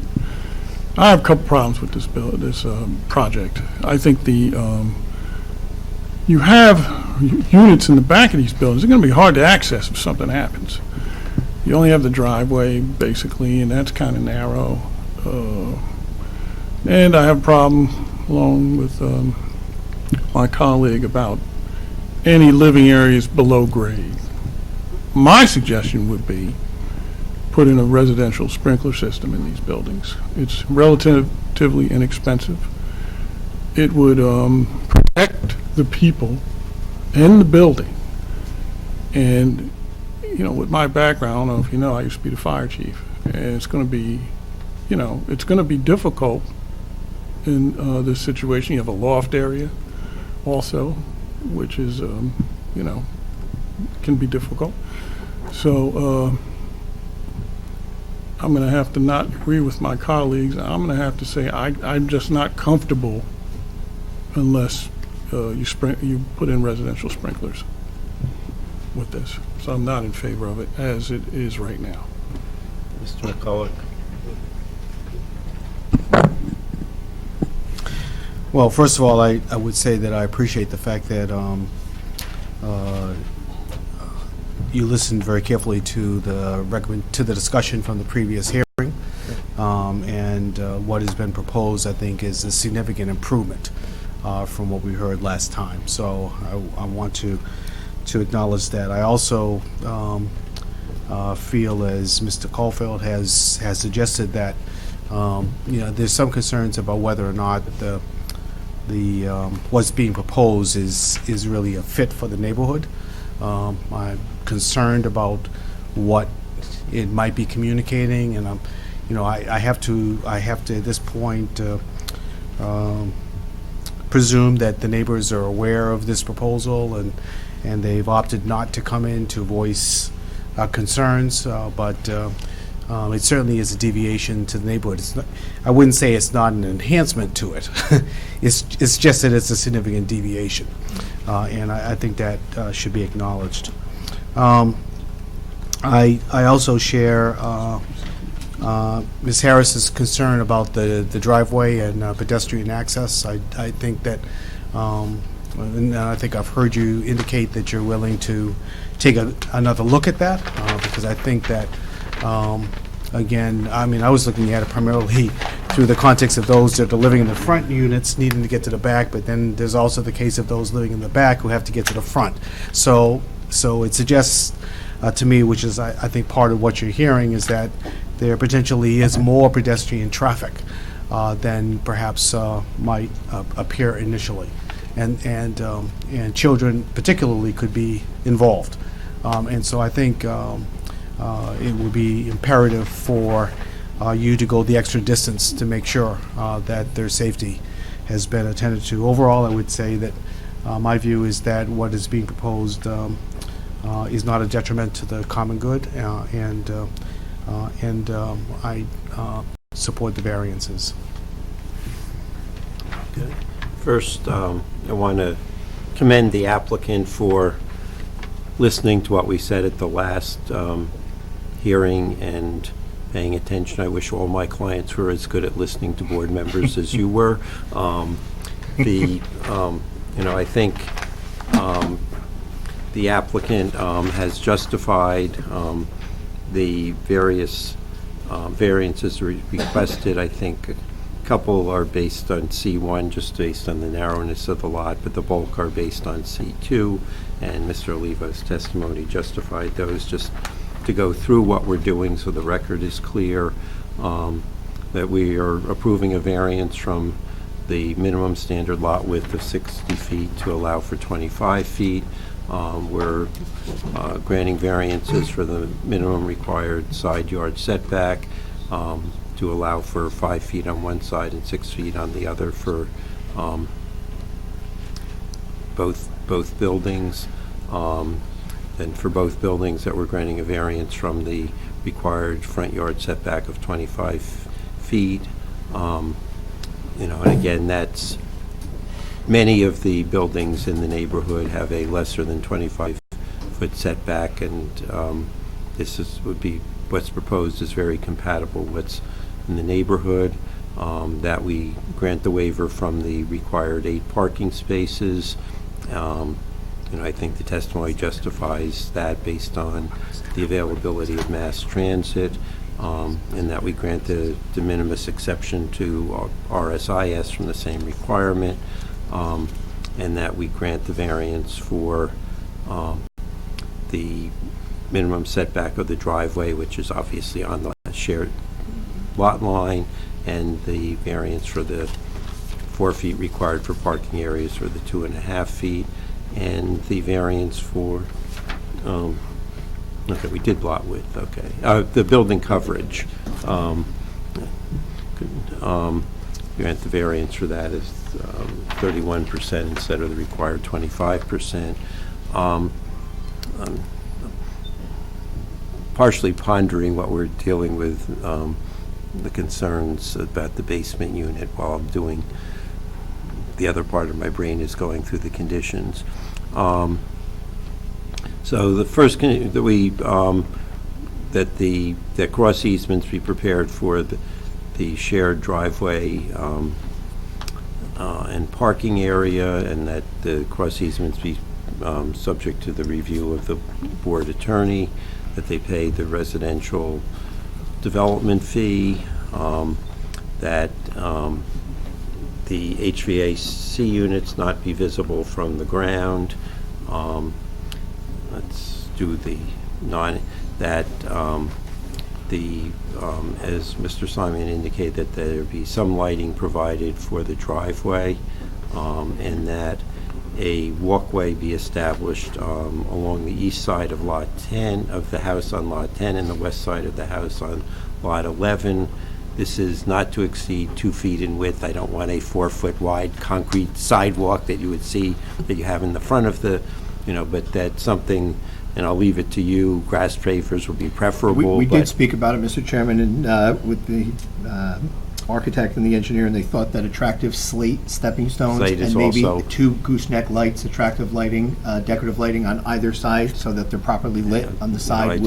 Whatever you come up with was submit to the planning staff for their review, and I don't want to get overly specific here. I think there are a variety of ways you can accomplish that.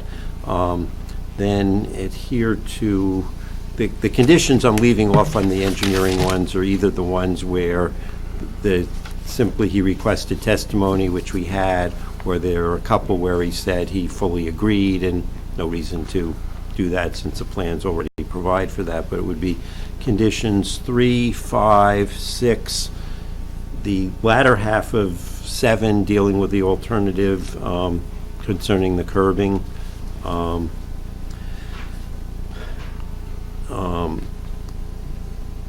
9, except that's simply going to read that they have a 6-foot high fence instead of the 4 feet, and that the detail of that be provided to the planning staff for review.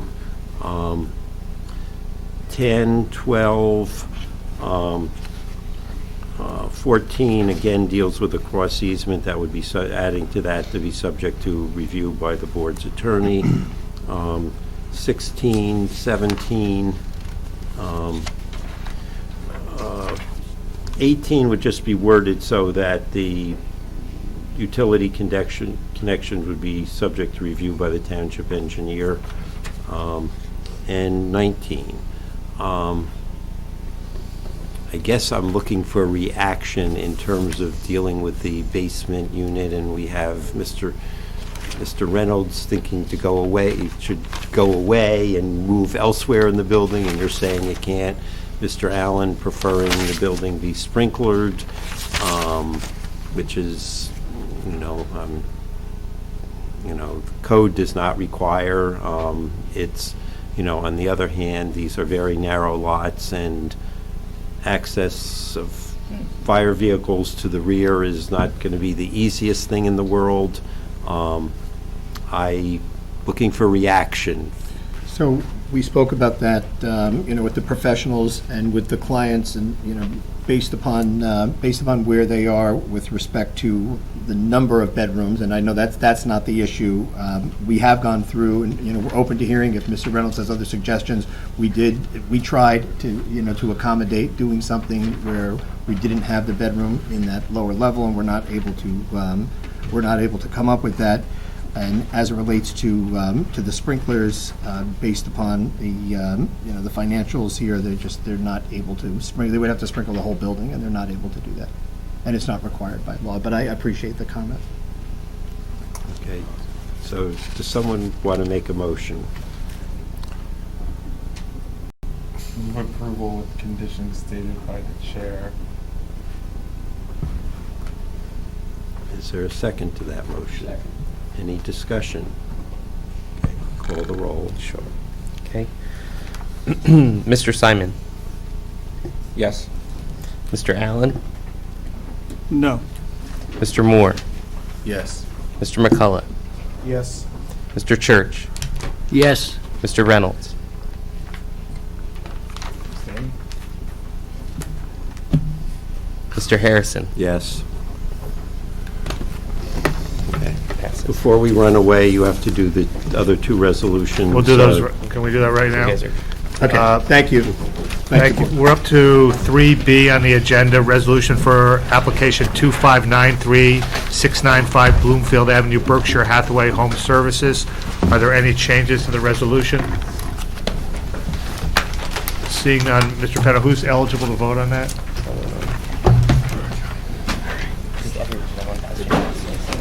Everyone else, according to Mr. Petto. Do we have a motion? Motion to accept the Motion by resolution. Mr. Church, seconded by Mr. Reynolds. All in favor? Aye. Abstain? The next resolution is item 3C off the agenda, application 260319 Fullerton Avenue, J.P. Morgan Chase Bank. Any changes to that resolution? What did I say? North Fullerton Avenue. No changes. Do we have a motion to adopt the resolution? I'll make the motion to adopt the resolution. Okay. Church. Second. All in favor? Aye. Abstain? Mr. Allen,